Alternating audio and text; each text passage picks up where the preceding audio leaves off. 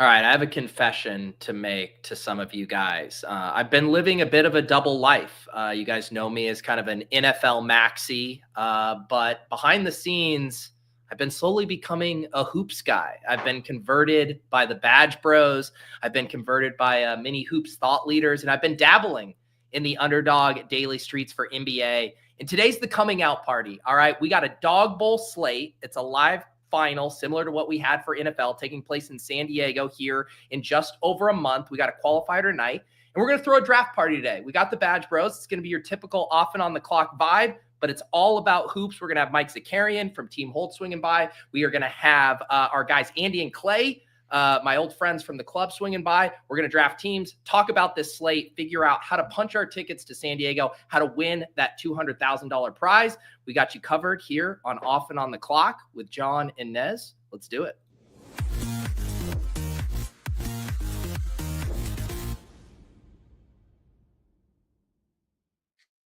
All right, guys, this is going to feel weird to me because I watch almost all of your hoops breakdowns, whether it's for the Membies only or on the Badge Bros channel. I've been a consumer of the basketball content, and here today, making my hoops content debut. Excited for you to be here with us, Pete. I mean, feel free to ask us questions. I want to hear your takes as well from your vantage point, from just being in the draft streets, questions you have, like from things that you've seen in the lobbies, where this is what we're here for. And I'm excited for this little friends and family day as we, continue to draft and get these dog bowls filled. This should be a lot of fun. Yeah, Jon, why don't you let people know kind of the Dog Bowl? I assume most people watching this knew about the NFL Dog Bowl that took place 2 years. This is our first NBA Dog Bowl, maybe some things that are different compared to the NFL one, or why people should be interested in hunting down this live final.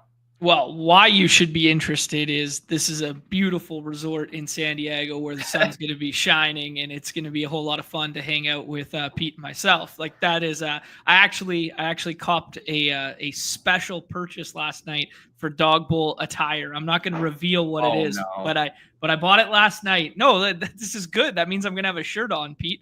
It's good stuff. But for the Dog Bowl qualifiers, yeah, these are 6-person drafts, but the live final, 1 million in prizes, $200K to first. There's going to be 24 draft participants. You can have up to 2 seats, which is representative of 1 seat is representative of 5 drafts. So you could find your way into 10 drafts. So that's a little different wrinkle than the NFL. The NFL was representative of 3 there. But $1 million in prizes, man. It's going to be amazing. It's going to be awesome. 24 entrants going to be competing for it. We've been directionally accurate. We've come close there. One of our guests today came 3rd place. I came 4th place. I'm holding out hope that tonight's the night, guys.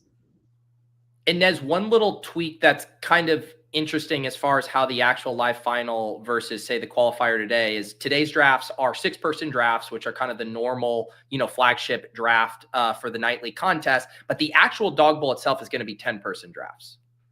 Yeah, it was tough to keep that, consistency given the way that lobbies were filling. So 6-person drafts is way easier to get people in. It's way, drafts fill faster, complete faster. It's much better for fill rate. And, I totally understand why they do it that way. And I like it too, because I've been enjoying the 6-person drafts, and because I do the main contest as well. So it's easily transferable in that way. But yeah, if you do manage to get to the live finals, it's going to be different. It's going to be a larger player pool. You're going to have to do a little bit more research. And I know, for a lot of you guys are the hardcores who are drafting a bunch of these. We're going to try to bridge the gap here. I know we got some of our NFL crew in here who maybe haven't dabbled in NBA. So if you guys have questions, I'm going to ask a lot of questions. If you guys have them, feel free to pass them along. And, we will pepper our panel here for the alpha on this slate. And I will say, as someone who's been dabbling in hoops, this is about as clean of a slate as will come. We already got the one kind of big piece of news, which was Zion Williamson downgraded. But other than that, scrolling through the lobby, it's like everyone's going to play, right? I mean, are there any scenarios you guys are really looking out for right now? Never say never, Pete, because LOL Hoops can strike at any moment there. That's why you got to have your Underdog and unabated push notifications on at all time, because it can strike at any moment here. But yeah, you hit on the big one there with the Zion Q tag. We also had a mini downgrade this morning with Dame Lillard. Dame Lillard had a clean bill of health coming into the slate and now has a probable tag. It sounds like he'll play through it. We'll wait on the shoot around news there for him. But yeah, this is pretty static in terms of ADP. Normally, there's a lot more fluidity throughout the day, and right now the big driving force is kind of just the Pelicans pieces moving all over the place. Last night when I was in drafts, people were really trying to get ahead of Zion. Nez and I have been talking about it ad nauseum for 2 weeks now, that eventually the Zion steam is going to get his ADP to where it actually should be. And it was trending in that direction today, finally. And then now all of a sudden we get slapped with this Q tag. So the trickle down effects of that will be fun to talk through. Nez, what would you say for people? I always find the the NFL comparisons or differences to help me wrap my head around stuff. Obviously, NBA, much more of a projection sport, definitely easier to kind of dial in ranges of outcomes than it is with NFL, where the touchdowns are so swingy as far as fantasy performance. Are there any other things people should be aware of? How much can they respect ADP? How much should they be scrolling down? How is the NBA landscape different from NFL? Yeah, I guess like from today's standpoint, ADP I think is pretty tight. I think there's some pretty strong tiers. Like in NBA, you're going to see major tiers in ADP because the projections are so strong with NBA, and there is variance, of course. Like, we don't know who's, otherwise this game would be easy. It's not. But compared to NFL, I mean, like there are major tiers as far as like who you can take. If you have, if you're at pick one, there's really only one option you can take there. Like, you really should not be taking anybody other than Joker. Like, there's just like, I mean, it depends if you subscribe to this brand new hoodie in which I've received from our guy Steven at the Dawg Bowl. There saw I was wearing the old one and sent me the new one in the mail there. Yeah, I don't know. They have a slightly different feeling today, Nez. Yeah, they also told people to drop a little Kolobali yesterday. So wow, shots fired. I don't know that we have to necessarily, follow projections 1-to-1, but regardless, there are strong tiers in ADP. So it is hard to really deviate at certain points. Like for me, I have tiers set up within my ranks, and I will deviate within those tiers, but not really like reaching too far past those tiers when it comes to ADP in these drafts. Yeah. One thing I just to add to that, especially on a slate that's extremely tight in terms of ADP, is there is merit of shifting around within tiers to create like micro edges in terms of like unique combinations, because the auto drafters will fall into the same patterns over and over again. So if you do notice that like, hey, the top 3 are the tier, then the next 2, then the next like 5, for instance, are all within like a couple points, don't be afraid to mix and match like all those guys in the middle there to get some unique combos that other people aren't getting to. Right. And I guess, to put a specific example to it, say the Jokic drafter at 1-1, although I guess it's a little blown up because Zion was kind of the chalk pairing with the 101 based on ADP, but with pretty good assumption that 101 is going to be selecting or pairing him with a Harden-Faller, a Gafford, a Booker, Zion, if they're still taking that plunge. But like, there's going to be those same combos repeated over and over. And that happens in NFL. But like you were saying, I think with how many auto drafters there are, it happens probably even more in NBA. Would you say that's true, Nez? Totally. Yeah. I'm with John on that 100%. Like there is merit to reaching half a round, maybe even a full round when you're drafting at the corners, specifically at the corners is where those chalk pairings occur the most. Yeah. And like, one of the things too, we talk about, you look at NBA projections basically anywhere, and you could have a round separated by a point difference in fantasy projection. And, in the same way we get anchored to ADP, we get anchored to a projection set. It's like, we're literally talking about like 1 minute difference of if the projection on how much they're going to play, and that's going to flip that order around. So understanding those tiers and then being willing to kind of mix and match so you get some unique combos could be a really good way to go about it. Yeah, I think that's a really good point when you bring up the minute thing there. And it's why we spend so much time on our show breaking down rotations and how we think matchups will go. Because, if you just fudge one player's minutes by like 2 and he's a fantasy point per minute guy, well, all of a sudden he jumps 6 spots in terms of ADP, yet the whole field is drafting it a different way, a la Bilal Coulibaly yesterday.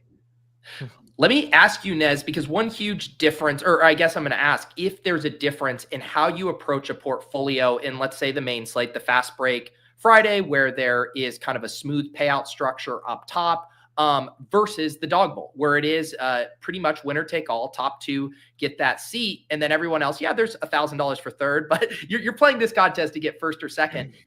Do you change your strategy at all across those 2 slates, even if it's the same size, same teams, etc.? So on today specifically for the Fast Break Friday, like I'm maxing it, and like to be honest, like I'm not really overly concerned about my combos there. I can't possibly sweat combos in the Fast Break Friday whenever I'm putting so much time and effort into the Dawg Bowl. But on a regular main slate, like yesterday was 100K. I mean, to be quite honest, I approached Dawg Bowl and that main slate that's 100K, 10K to first very similarly. I'm trying to get first place both in both contests. So I treat both of them pretty similarly, and I use a lot of the same, decision trees in both contests, because regardless, I'm still trying to get first. So I'm not really changing my strategy too much in these, and maybe I should, but at the end of the day, I'm still trying to finish first. What do you think, Jon? Because I think the only thing that's crossed my mind, I've definitely seen other people talk about it, and we know it's a huge edge if you get a collection of players that get an extra quarter via overtime, and stacking up those players and just saying, hey, what if I bink the overtime here and I'm getting 15 extra minutes on my 3 guys relative to everyone else? Is that something that crosses your mind more in a top heavy contest? It maybe not in a top heavy contest, but in a shorter slate, it definitely crosses my mind more, especially if there are outlying totals. Like last night would be a really good example of that. I had a team that was in second place that had a 1-point game down to the end there, and I had 3 Memphis pieces and 1 Rockets piece on that. And I game stacked the highest total game on the slate with a contrarian piece in the 6th round. And then I was like, if that thing got to overtime, I would have won last night's slate by like 12 points. Nobody would have caught it. But it ends up, getting a stat correction and falling to like 6 or whatever. But I think it's relative to the amount of games on the slate. 7, kind of like a tipping point here where I'm like not as bullish on that one. But I think you need the perfect storm for that to occur. And for me, that is, tight spread and high total. So we can talk about some specifics as to what games those are this evening. But before I'm going to pull up the games here in a second. I guess one more question, Nez, as far as, the type of things, we in NFL, right? Like we'll sometimes see like pretty big differences between how a guy projects median versus ceiling. And we know a guy like AJ Brown, for example, could put up 4 or he could drop 30, and you kind of have to pay the tax on the ADP to chase that upside. Is there any dynamics like that with NBA for the people who are like, say I'm only going to put a few in, and I just want the guys who are capable of dropping 45 points or 50 points and can actually win this, and I don't even want to mess with anyone who just has a nice floor? Like, are those things that come into play? Is this the Bilal example? Yes, 1,000%. Yeah. Maybe, man. I don't know about that. But there are guys like that. I will say on today's slate, dude, Bilal Coulibaly has no ceiling. Can we just like move past that? That's my point. Yeah, he's the epitome of that's the point I'm making. Well, I thought he's asked about guys that have ceilings that are like high variant. Like I was going to give the example of like Dyson Daniels, right? Mm-hmm. Like there are players that have, like high touchdown equity. If you were to put, to translate 1-to-1 between football to NBA here, like we have blocks and steals. A block and a steal is worth 3 points. And there are guys that can put up 5 of those. We just, I'm dumbing this down. We call those stocks here. Like we I didn't know what that meant until like a month into my journey. I love it. Definitely let people know. I also thought PRA was an advanced metric. It's super basic. just a cumulative statistic that I use, and it's so totally. I love to use anyways, but like, yeah, so like there are guys that have like high stock ceilings that have wide range of outcomes that like can be kind of tilting, right? Because like you find your way into 5 stocks and all of a sudden that's 15 extra points. Like that's a huge, that's essentially, a touchdown if you were to like compare it to NFL. So like, for one example of that, like Daniel Gafford has a huge stock ceiling. It's essentially baked into his ADP today that like this dude is walking out of here with 4 stocks. Without that, he just does not reach the ceiling outcomes that he reaches, but he's getting major minutes right now thanks to injuries. But that a guy like that and like, other bigs, just bigs in general can pile up blocks and then find their way into outlier games that like are hard to project for. But like you need to understand that like, hey, if I'm looking for ceiling, let me try to find a guy that can get into those outlier stock games. I think the comp you made was really good between touchdowns and stocks, where like they're inherently random to some percent. Like there's guys who score them more frequently and there's guys that are good at them. But like in terms of the extreme outlier games that like shift slates, because of the scoring system on our site that mirrors that of redacted FanDuel instead of redacted the other one. I think that's a really sharp point, Nez, and really good comp. Let's go ahead before our guests start swinging by and we start ripping drafts. Let's go ahead and go through some of these games. We don't have to do the full game breakdown that you guys are accustomed to sometimes on the BadgeBros shows, but maybe kind of like a high level overview. We can look at some of these totals here. I got the unabated screener pulled up, and you guys can kind of let the people know, like when you guys do a survey of the landscape, what are the things you're looking for? Is it obviously over under spreads? What kind of stuff are you parsing through? Well, to answer your question about the one game that you would want to like maybe gig a stack and find its way to overtime and whatnot that you were talking about earlier, that Spurs Bucks with the highest implied total on the slate and the closest spread, like that's kind of like your slop it up, your shoot it out fest of the week there. That one kind of jumps off the page in terms of like being underrepresented too in the last round as well, because basically only Wemby and Vassell go, and basically only Zion and Lillard go, yet it has the highest total and the closest spread. So if you want to start tacking on pieces, feels like a good spot to start.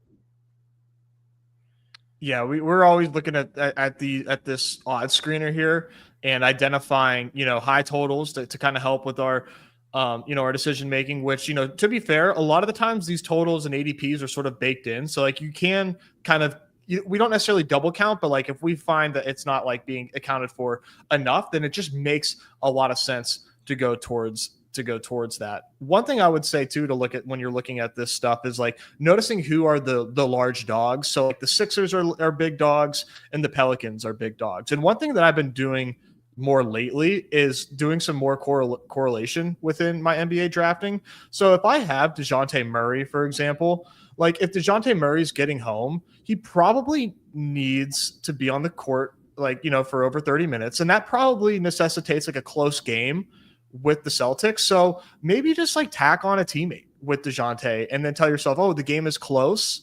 Like I want to have a teammate of DeJounte's on that team because like they are both going to be on the floor keeping this game close. Whereas like with the Celtics on the other end of that, they are big favorites there. I probably don't want more than one Celtic on one team just because, they are such big favorites. They are likely to get blowout run. It's hard, in my opinion, it's harder for more than one guy to really get home in that regard. So that's just like another way I like to use these spreads and totals. There's another like kind of wrinkle to that that's like the more extreme scroll the F down version of like pinpointing the guy who will get decent minutes in the rotation, but then also stay on the floor for blowout run, coupled with the guy on the extreme blowout team. So if you wanted to look at the Celtics, for instance, like you could just go, hey, Tatum, and he breaks the slate. He's the first rounder you need. And then on the Pels side, well, who would be the scroll the F down who stays on the floor if the game is close, and even if there's a little bit of blowout run? Probably use Messi. Like they want to see what they got in a young guy there. This is assuming Zion does not go, and he starts there. There's no Daniel Theis this evening, so like if he finds his way to 32 minutes, his minutes might be the safest of the bunch because he's like kind of blowout run agnostic, for instance. Let's since we do like to talk about, scroll the F downs around here, Nez, I know it can be trickier in NBA where the tier gap can be greater and just harder to make up for it in the way you can in NFL. What are your thoughts, both kind of macro scrolling down in NBA and then on this specific slate? Yeah, scrolling down typically, and it's very intuitive, makes more sense on like larger slates, right? And I do like to scroll the F down in NBA, which maybe might not make sense. It's such a projectable sport. It feels like it's harder to scroll down, but I like to identify, guys that are getting drafted, in close to 100% of drafts, and where like I don't agree with that draft percentage, and almost like completely full fade that player and just like make a bet that is actually like not a great bet, and then draft somebody that I don't see get drafted very often that I think, is firmly in my top 36, for example. So just to like give an example, like for me today, that player is Kobe White. I am very much into Kobe White today. High total, no Zach LaVine, who is, a major ball handler for the Bulls. Kobe White just came back after a decent stretch of missed games, played 30 points off the rip, put up, a very, very poor half fantasy point per minute. Not what you want, but we've seen big games from Kobe White whenever he has the ability to take on more ball handling. So he's not getting drafted very often in my estimation. And against Toronto, this is a team that we have liked to target. They haven't always paid off for me at least, but I like to target them. So that's just like one example of somebody that I'm scrolling down for today. I like that too, because it's also leverage off like a falling Vooch ADP and the fact that Josh Giddey goes every single time. So I'm on board with you with the Kobe White call today. I like that spot. I like that game. I like playing it through that as well. A little scared about what Lonzo's handling role looks like in the starting unit and how many minutes he can play today. But yeah, that's neither here nor there. The other one that I would add to the scroll F down, kind of like I don't know if it's a thesis or not, would be like getting ahead of contingent upside. So other players will swap into it and we won't. So like last night, for instance, the lineup that I had that was pretty high up there for a while and finished top 5 or whatever was or whatever. Or whatever. To, shout out to me or whatever. Yeah, not a big deal. Stack corrected, whatever. I'm just Nez 2.0. No, it was Luke Kennard, where it was like I made the concerted bet that this guy could be a 0 in the last round. Well, he wouldn't be a 0, but he could be like 12 points in the last round, or he's going to start. He's going to fill that job role and whatever. And by the time other people start to get to it, ADPs will have shifted later in the day, or they'll get to him via the swap. So like something like that today would be like, hey, I think Zion's going to sit. And then I think Daniel Theis is already out. And I think that rotation is going to be condensed. Let me get ahead of Yzmisi in the last round or something like this, right? Where it's like, I could get 29 minutes and other people will only be swapping into it kind of deal. Jackson Hayes, another example from last night. Are there any examples of that tonight, Nez, just because there is so few Qs, or do your spidey senses see any like surprise downgrades to Qs here where people could actually capitalize on a move like that? Today I find it tough. John did bring a good one up with Zion potentially missing. I personally probably wouldn't go to Misi in this spot. I just think that just makes this game such a scary blowout potential here. But the one thing that's nice is that the Pelicans are at home. So I think that does kind of like mitigate some of the blowout potential there. But that is probably the best example currently that we have, because there's no other Q tags right now. But like, I mean, the Dame Lillard downgrade to probable, that I'm treating that like a questionable, to be quite honest. I mean, the Bucks, it's like a running joke that like the Bucks P tags are like the most dangerous P tags in the world, because they are renowned for making guys probable on the Bucks and then like ruling them out. So we do need to watch out here. A B tag on the Bucks is like a D tag on the Magic. Like that's the 1-to-1 comparison.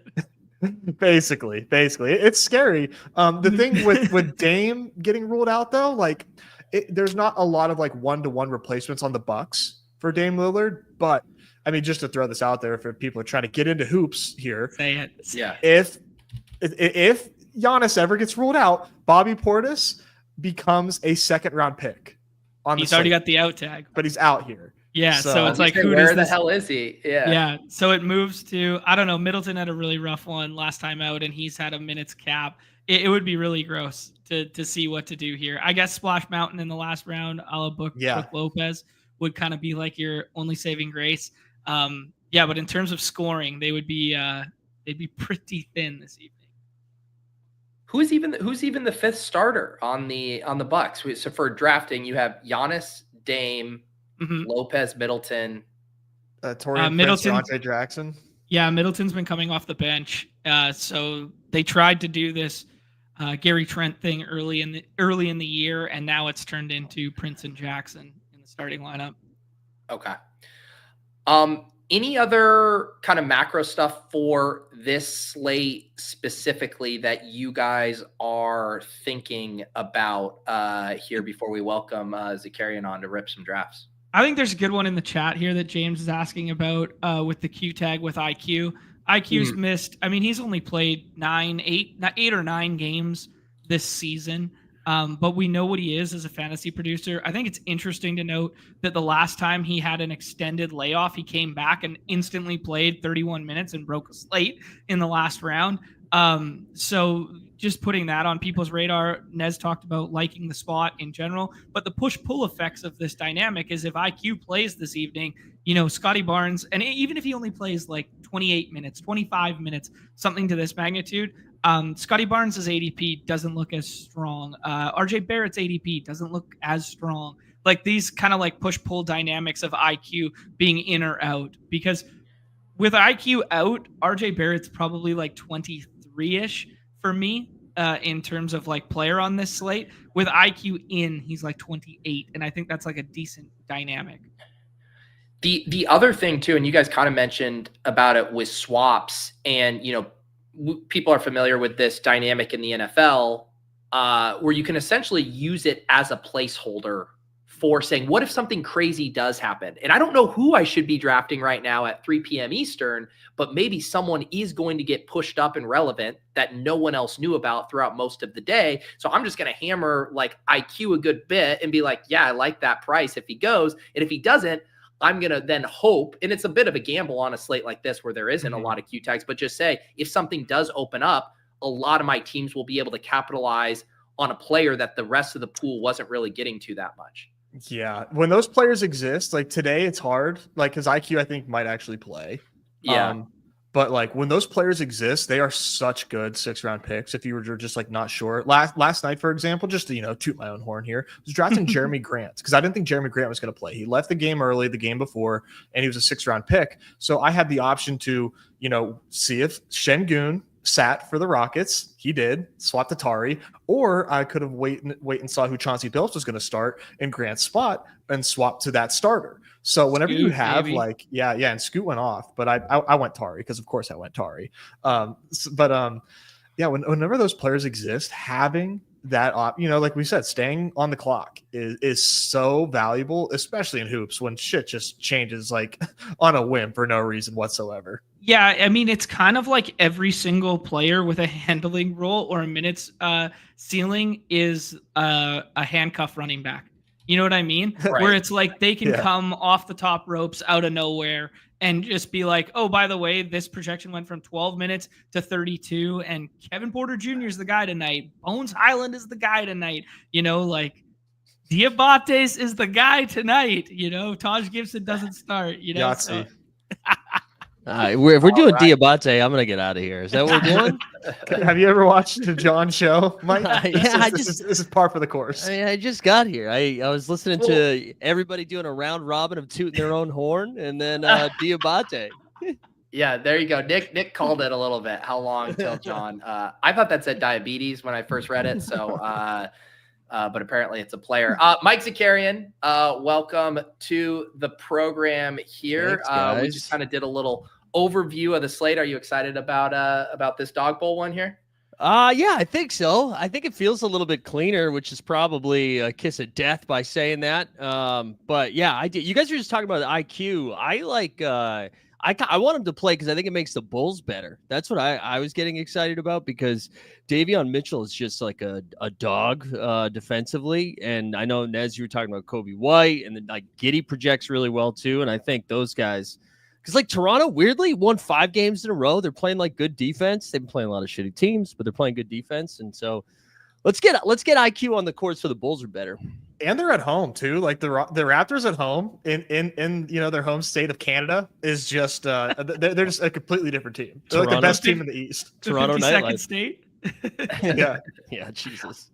Mike, how many DBs deep are you today so far? We are what are we, 23. I think we're capping it around like 30. Well, I'm gonna say 30. It's probably gonna be 40, but we're like, you guys have probably all received individual DMs from me in the last like couple weeks. We're on like a legendary run right now of just making some pretty sick calls that have landed in the red. So we would love to fire in some more, but I think we were going to be responsible. If there was a market where I could make money guessing how many entries Mike was going to toss in the Dog Bowl based on how many entries he told me he was going to do, I would be rich, because you just add 15% to whatever number he says. That's what he ends up with. It is true. And it started immediately. It wasn't like this has been over time. Like with the first one, I was like, if I'm being honest, I'm probably only doing 15. And then it was like 55. All right, let's do exposure watch here. You said you were 23 deep. Who's your most drafted player on the Dog Bowl slate so far? I'm going to be honest. We were running real hot this morning with a guy named Jokic here, which is fun. We have, let's see. Hold on. Let me see if I can get a quick refresh. Go ahead. What were you going to say? No, I was just looking at a trusted industry source that isn't one of the kind of big 3 or 4, and they currently have Giannis 7 points higher. Yeah, go ahead, go do it. Like what? What? Why don't you want to say their name? Now I'm like intrigued. I'm like, first of all, there's 4 different sites projecting it, and John, like, now I'm just curious, who the fuck is this, John? No. We're not gonna out the sources here. We'll wait and see. Maybe they come down in a bit. I mean, that could be in the realm of possibility, sure, but I'm just not doing that. I'm not going to do that. I'm going to be happy if I get 1. I'll take Jokic, and you know what? If I get Giannis at 2, pretty thrilled with that too. Is this? Let me ask you guys about that, because I don't know if the projection models are picking up on this, but we had the other night, right, where Jokic got early foul trouble, and then they like kept him out for way longer than seemed reasonable. Yeah. Is there like funny business going on with his minutes right now?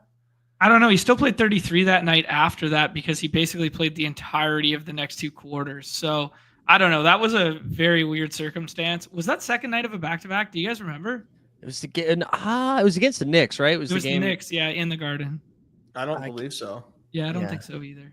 That's okay. You know what? If you're on the wrong end of that, whatever. Like that happens. Right. Yeah. I'm not like, it's freaking Jokic who consistently puts up like 65 plus. All right, finally get the refresh over here. We got a lot of Jakob Poeltl. We have a lot of Jakob Poeltl. I will say though, we are 23. We got 6 shares of Jokic so far, so we'll take that. Nice. That is that's the hashtag flow chart there, Mike, with the centers against Vooch. Like that's evergreen. And if there's one guy that IQ's presence won't cut into, it's Jakob Poeltl. Yeah, that actually just. As Mike nailed the pronunciation for Jakob Poeltl there, Des, how did Charles Barkley pronounce the various Rocket starters last night? For people who don't know, Des had a tweet saying that Chuck mispronounced all of them, and then TNT showed that tweet on the broadcast. And of course, I missed the segment where they showed my tweet, and I'm like asking everybody, like I'm on Rockets Twitter, like hitting DMs, like asking if they could like record this and like send me it. Nez, I'll try. I didn't realize you were doing that. I think I can run back in Canada. You can run back TNT games on like on NBA replay or whatever. So I'll try and see if I can find it. Then it was halftime. Yeah, it was during their halftime. He said Sengun and like Shengun, and then Amen, Amen. Like just correct. And there was somebody else that he said too, but it was very funny. I literally just threw this out in real time, just because like I'm trying to like blend in with Rockets Twitter, because I'm like I'm a Rockets fan as of like 2024, 25. So I follow all these like super fans and I try to engage with them, and they just ignore me. They're like, who the hell is this guy? He has not been here. He was not here for the Russ years or whatever. So that got showed, and apparently they laughed. The guy that sent this to me told me that they laughed at it. So that's great. Charles Barkley knows who Nez takes is, everybody. Can you believe that? There we go, on the radar.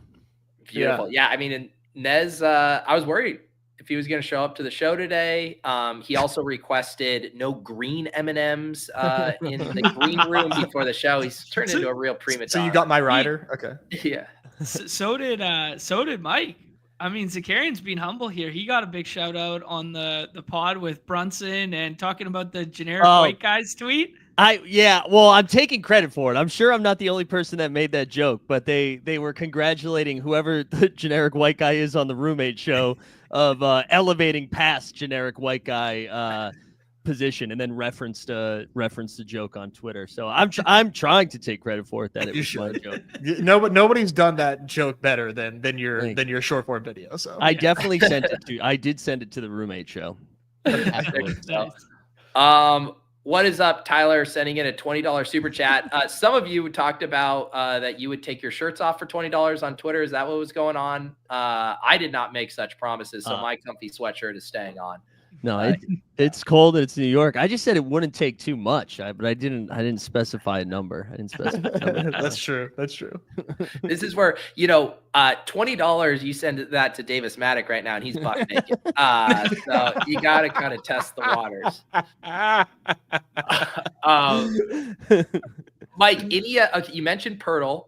You got any other takes here on this slate before we dive in? Any things you've been doing in your drafts?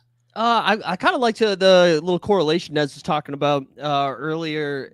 One of the things I've been trying to figure out, and I know a lot of the sites aren't projecting him well, and so now any exposure to this guy that I got earlier in the day, I can now get like a full round and a half later, is Big Zubot for the Clippers, and lining up against Diabetes tonight. He should have a shot at like 55 rebounds if this game stays like within 15 points. It probably won't, but I feel like he's got a decent floor there, even if they run him over. And that range is just so weird. Like, I mean, I know obviously Steph is in that spot, and he projects well against the Suns, but it's just a bunch of question marks. Even like Jaylen Brown and Porzingis, like I don't really love any of those guys in that range. So I was getting a lot of Z early, but he's been falling. And then mainly because I've been getting a lot of Joker, I've been trying to get I have been getting Kelly Oubre in the 5th round on that 4-5 turn. I've been adding him in there just to get some Sixers stuff, because Denver, not a huge fan of defense lately and has been playing pretty quickly. So if I have that much Joker, I want some Philly, or we go Yabusele in the 6th round. There you go. That's a John call right there. Yeah. Yeah, I don't know, man. Denver gets cooked by centers at times, and he's going to have to play. Oh, I guess he doesn't have to play more than 30 minutes looking at those minutes right there. He has to play, yeah. No, I agree with you, though. I do like the Yabu call, right? If you're looking for like that is giga leverage, right? I don't see Yabu get drafted at all. And I actually do think that is a very clickable name. He's also like decent stretch 5, so that's good for covering Joker, and then no Drummond again. So, yeah, I mean, that's got to be 28 to 32, 33. And if they keep it tight, the high side of that 33, why not? Especially with the Joker pick, because by the time it gets to pick 36, I'm staring at Devin Vassell, Castle, and Kobe White every single time, and I'm like just trying to mix in somebody else in that range. And I don't think it's a great scroll slate. Like I don't love a lot of the spots after like the main, I don't know, like 40 that I have in there. Like Derek White, I feel uncomfortable with. Like just that whole range sucks. Like you could talk to me about Nick Richards. You could try to talk me into clicking him again, but that's really just throwing a dart, because sometimes he plays 15 minutes, sometimes he plays 28. We we know that Nick Richards has a little bit of a ceiling but he only ever shows it when he doesn't get in foul trouble against soft fives. And this looks like a decent spot against quote unquote soft fives, because I mean, they started Quentin Post the other night. Like, who knows what you're going to get from the Warriors? Yeah. Looney Tunes. Yeah. So you got, like, if you throw out like, hey, this isn't a really good slate to scroll, there's not that much creative stuff you can do to get unique in the last round. I mean, how do you guys then think about your portfolio? Is it getting way overweight on a few of the players that you really like, and you're just like, I want to cover the board on this guy? Or is it like some of that combo stuff of like, let me pull guys up, let me try to get as many mixed and match combos that the field isn't getting funneled to? For me, what it's been is mixing up my like 3rd round pick quite a bit, and my 5th round pick, or 3, 4, 5 rounds, 3, 4, 5. I think I've been kind of all over the place, whether pulling guys up or pulling guys down. That's how I've gotten the most different, because really my 6th round. Normally, I'm doing a lot more clicking in the 6th round, but this one's been pretty condensed today. I'm pretty condensed in the 6 right now too. I also only have 12% Joker and 10% Giannis, respectively. So we'd love to get those numbers up, Numi, if you can, if you hear me. Thank you very much. Kidding. But I'm majorly condensed around Kobe White right now. Nice. As far as the 6th round goes, I'm making a pretty concerted effort to get a lot of him today, but trying desperately to find a different option in the 6th round, and because it's I'm at like 50% Kobe White, and I can't finish with 50% Kobe White. I can't have a coin flip on him having a good game on $10 entries of Dawg Bowls when I'm trying to max.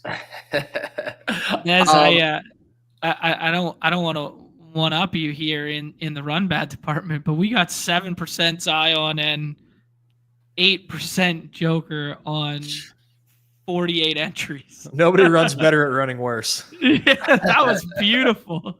That is beautiful. I mean, not to ruin it, but I think the last time I was way overweight on Joker on a Dawg Bowl slate, I got out of a basketball game to learn that he had been ruled out before the game tipped off. So, anything's on the board. I got a question for everybody. How do we feel tonight? It's lowest total on the slate. It's gonna be slow. How do we feel about Kawhi uptick in minutes tonight? Because he's my highest owned player right now.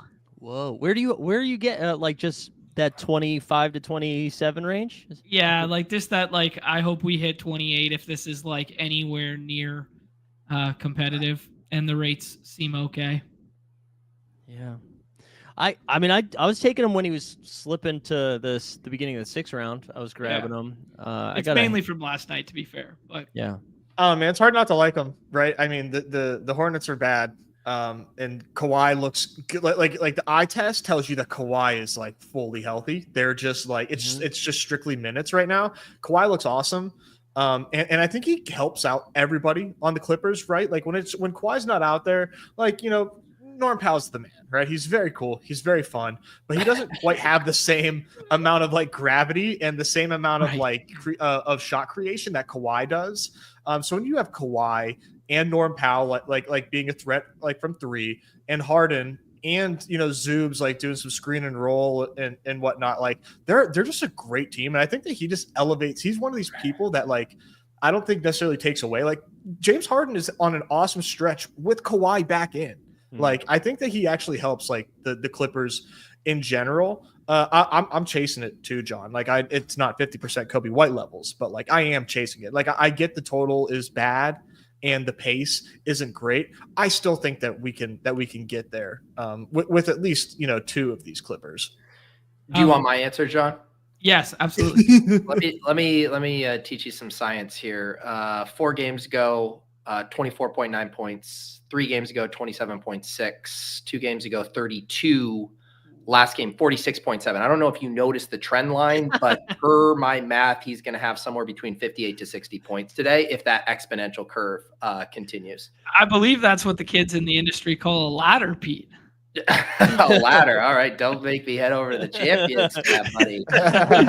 What is his PRA set at tonight? It's probably 25? 28. Oh, yikes. Okay, that's worse. That's Dick Van Meat levels. Wow. Okay, 26.5. You can't just say that like out of nowhere. Does Pete even know who Dick Van Meat is? He's a consumer of the content. He can put it together. He's the number one. Of course, he knows who he is. He's the number one top shop bag holder of all time. Come on.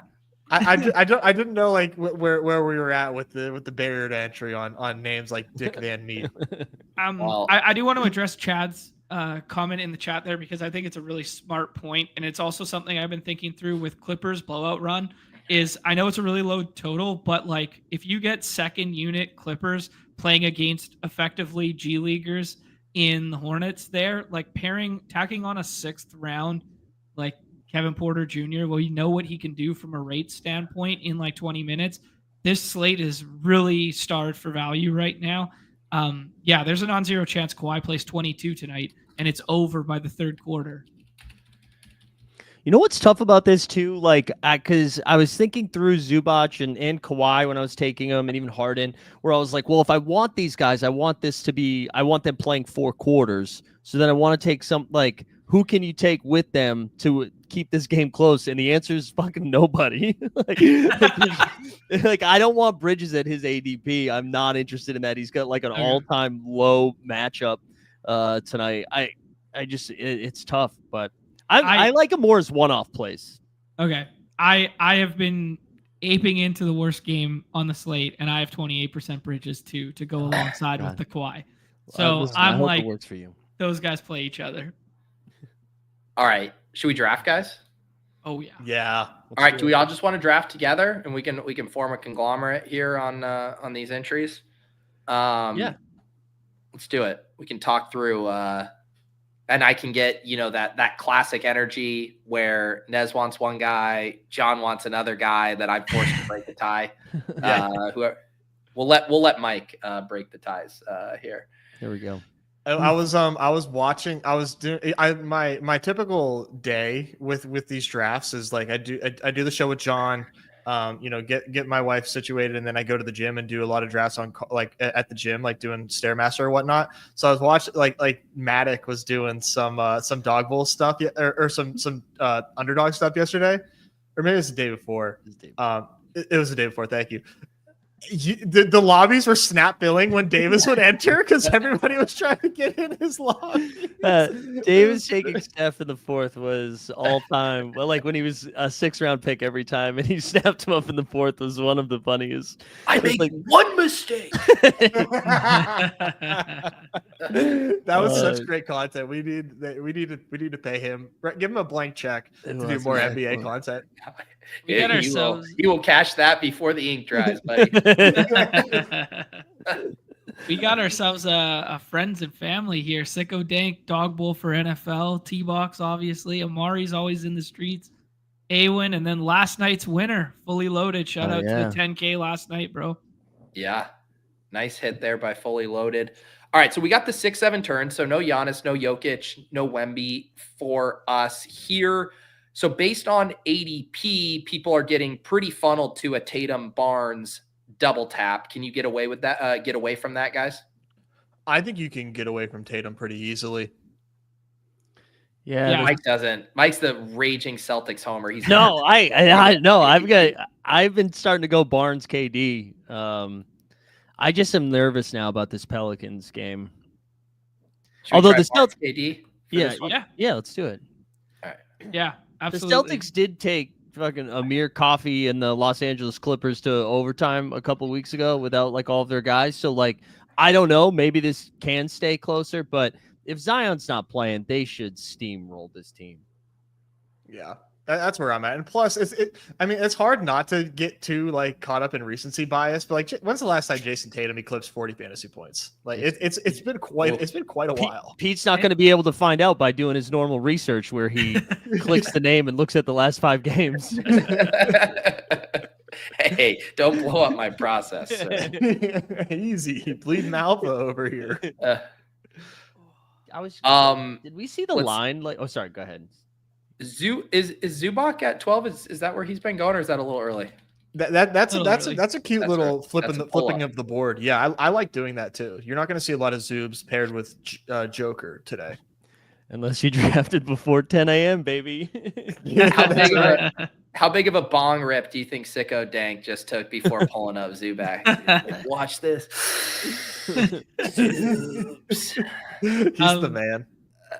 Mike, to answer your question, yeah, it bounced around a lot. It was 9, it was 8, it was 11.5, it was 13.5 on certain spots. Just going through like the unabated history of that line. 7.5 at one point in time, all the way up to 14, 11.5. Yeah, it's crazy where it was bouncing all over in the last, 5 So hours. is Murray underpriced with Zion now? Yeah. Looking shady. I mean, it's not a good spot for him, but like, yes, just in terms of usage and handling, like this is a very palatable price tag for him, and he'll push up to the left-hand side of the board as the day goes. That's what I was going to say, because like this is his same ADP even pre that downgrade. And you take him. Do you take him with a Celtic here because you scooped DeJounte? Yeah, I've been waiting for the Jaylen Brown nuke game, and we kind of got it the other day. And I feel like Kristaps is here just because he just recently put up 50, and like since then before that, it was like we couldn't tell you the last time Kristaps scored 40. So I'll make JB my pick here for this team. There you go. So we go Scotty Barnes, Durant at 1-2, come back, get Murray and Jaylen Brown there. Zion's still on the board. What do you guys think is a fair price for Zion at this point? 25. Yeah. Basically, like if I was at Sicko Dank's pick, I would probably take him in the 4th. At the beginning of that 4 or 5 turn, just the sweat lord, ultimate, like taking that player at the beginning of your turn, so that way you get the swap priority. Yeah. And then that way, like it's basically like a 5th round swap for Zion there. Is where I would do it, because people have noted in the chat, Zion got downgraded, and I don't think the line moved. That's what I think we were just talking about that. No, it definitely moved, Nez. It moved hella. Okay. Yeah, it's moved a lot, like many times today. Go back to the it landed. It's literally been at 11 all day per Pinnacle, but okay.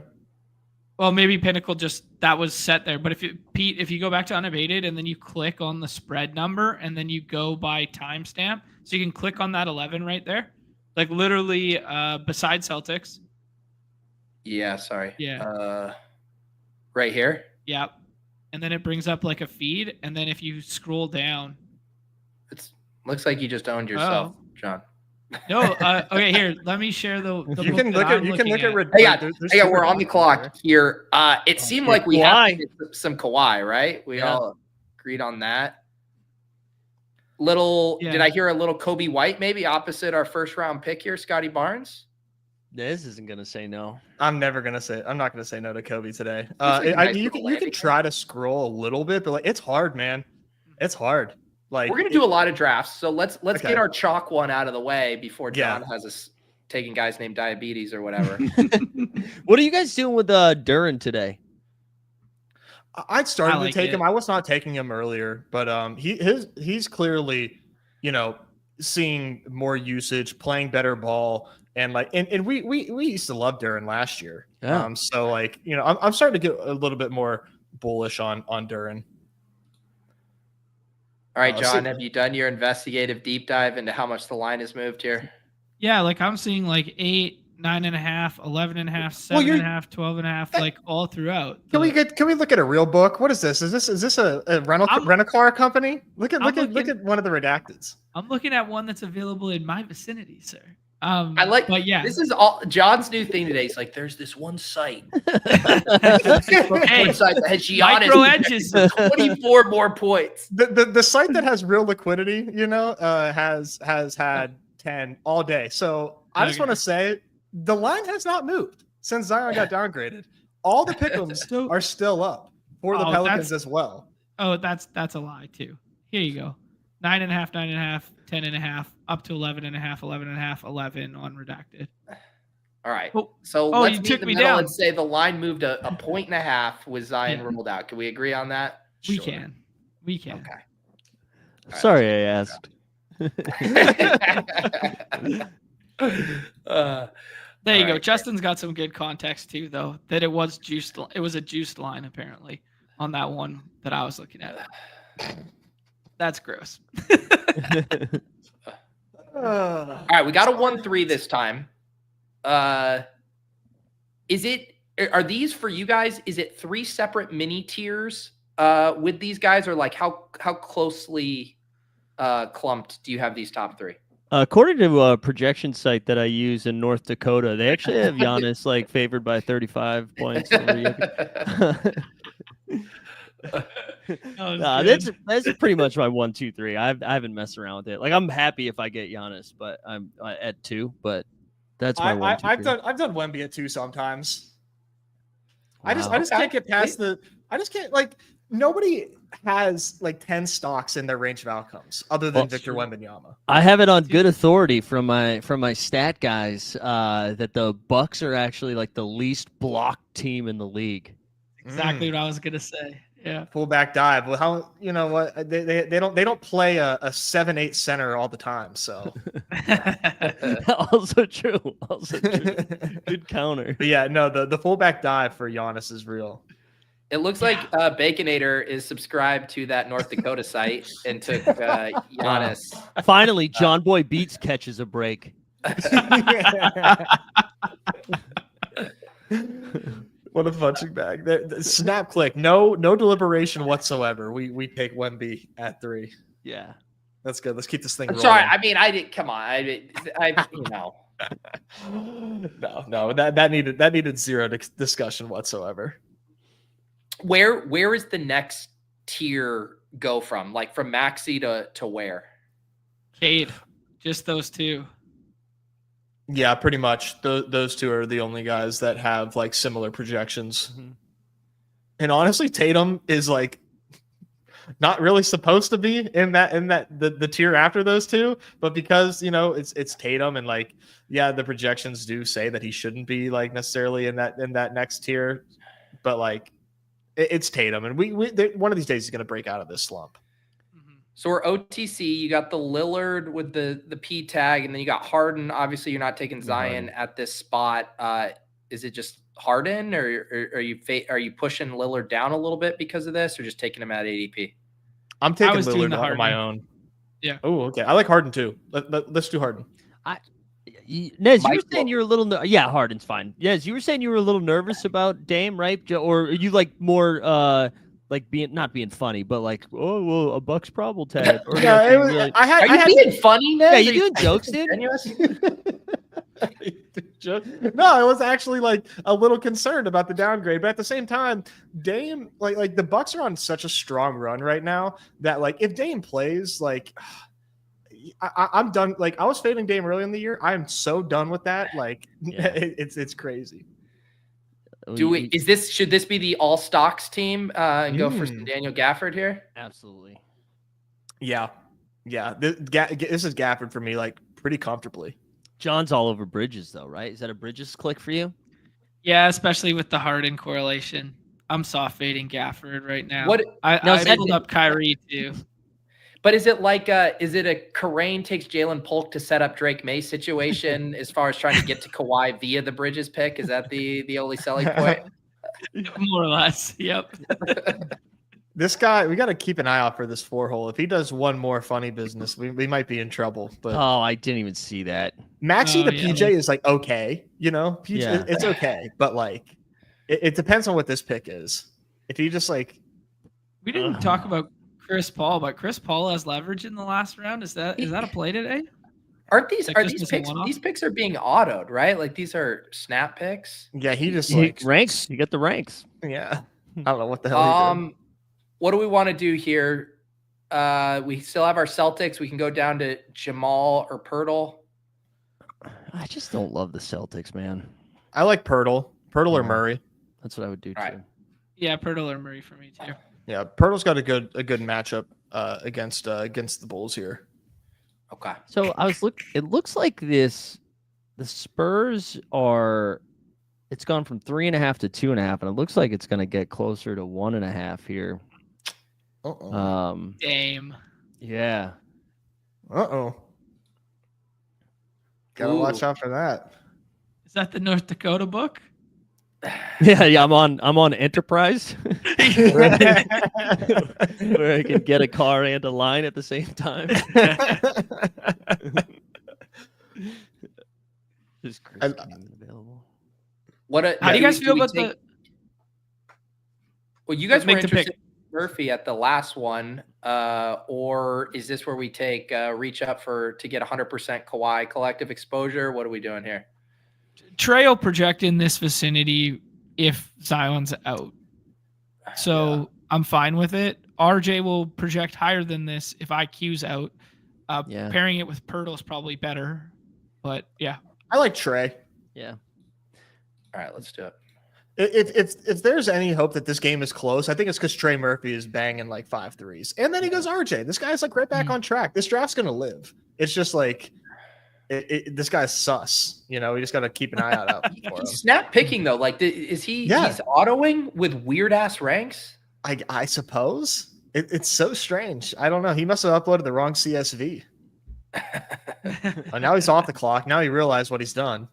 Yeah, he's like, fuck, I can't believe I took RJ there. Derek White will save it. Do we have a fun scroll for this chalk team here? Man, it's Asar Thompson. I know. I was gonna say I saw Asar's name. What about Vassal with Wemby? Yeah, let's do it. Sure. He's been playing a lot. I've been taking him a ton. Are you guys getting a castle at all? I did. John is. Yeah. John, don't let him say like which that. You said that. Don't John is. I took a couple of castle too. Yeah. He's kind of like the new Vassal. He is. I think as far as just like the bucket, the secondary bucket getter on the Spurs here. Big minutes. He's definitely interesting. Definitely interesting. This game definitely should be stacked if you're taking it, I think. How many points do you think you need from your 6th round pick tonight to win a Dawg Bowl seat? 38. I think that's right. Yeah, I think like at 6th round / lowest point total in general, I think is like a 38 to 40.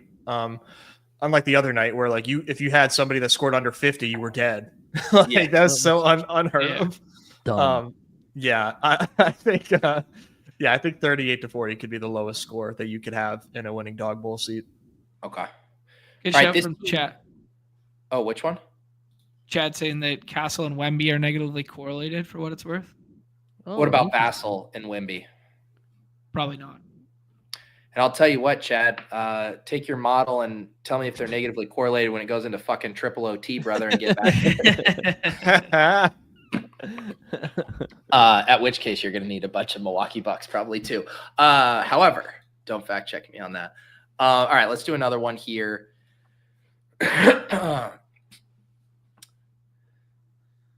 So what are our fill rate right now? We're at 38% here, and this one locks at 6:41 because we do have a 7 p.m. tip tonight. What time does David start streaming? I feel like then we'll get a faster fill rate. He's on a flight somewhere. He's on a vacation. Yeah. God. He takes hardest work leave. Yeah. Wow. Well deserved. Well deserved. Let me just say shout out to Davis. Yeah. Where's he going? He's flying halfway across the country to Chicago. I think it's like a 90-minute drive from his house. But they're flying for some reason. That's great. That's great. Do we have any room for pick'ems on this show? Before we get the old Zach God out of here, I need to. I need the assist alpha. You need Mikey Dimes. Yeah, that's right. Let's see. I got one that I think John's gonna like. Oh yes. Oh, diabetes. Ozempic. Let's go. Ozempic. We got Claw Dimes tonight. Oh, okay. Ooh, nice. Okay. I like that call. Is you guys like with the nickname shit? Is that quickly who's Claw? Oh, Kawhi Leonard. Kawhi. Oh, a 60% boost. Hang on. Well, I've been giving back a lot lately. All right. Are we doing Cade here at 5? Yeah. Yeah. I think if you wanted to do something funky, you could do Scotty Barnes and be like IQ doesn't play in the handling role and yada yada, and like it's fractions of projections, and you get kind of a unique combo. Yeah, Yeah. Yeah, I'm fine with that too. Just from what we were saying earlier, though, I really like that Cade Maxey. I just want to pick 5 every time there, so I don't have to choose which one to take. I just want whoever's left. Exactly. Yeah. So now we saw the turn do our move, which was pass over Tatum to do Barnes Durant. Are we grabbing the falling knife that is Jason Tatum, or doing something else? I Push up Harden. Yeah. Do it. Thank you for saying it, John. Wow. Push up Harden. Let's have fun. Are you fucking kidding me? Let's have some fun out here. I am definitely worried about Tatum, man. Like, I don't know what kind of game environment is going to bring him back, but. So what was the pick, Mike, on Kawhi? It was assists? Oh yeah, but it's docked a little bit now. They won't let us slide it either. Come on, let us juice it. I loved Kawhi 2.5 dimes. Yeah. Is there like a points assist? Okay, 20.5. They won't let us slide that either. Hey, look, sometimes the people just want a winner. Yeah. It's the new model that we're trying. How about Wiggins dimes too? Is that also still at 2.5? Let me also make sure that we don't. Yeah, we're good. Wiggins is at 2.5. Yes. Oh, there we go. And we're back. Yeah. All right, let's get one more, Mike, for an all assist themed pick 'em here. All right. Well, those are the 2 I had. Get ahead of the Zion handling stuff and do like DeJounte or something. That's a good one. Or do like CJ McCollum if it's lower. It's definitely gonna be lower. It just depends on. Hang on, we're on the clock. Right. Curry, DeJounte, Yeah, Steph. Yeah. Jeff it up. I actually think there's a really interesting conversation today with the Phoenix stuff. Are you guys like playing into what we saw from Durant recently, or like the Booker handling role? Like I've been quite outspoken about the Booker handling role is worse when potentially someone else misses and Beal comes in, or vice versa, like that overlap potential. But now tonight, back to the regular starting lineup, etc. Like, do you like Booker or Durant? I always like Booker. Yeah. Oh, I missed the starting lineup news for Phoenix. Who's back? Who is? It's it was just because I like PJ. If you were asking me, yes. It was purely speculative based on Dunn missing and then Royce O'Neal coming in versus Beal coming in to the starting unit. But like the Warriors have a propensity to do like weird shit and like run small, for instance, where you could bring like Beal into that starting group. I think they like Beal as the 6 and they like him off the bench. But like it's just one thing that I've been kind of like thinking through. Yeah.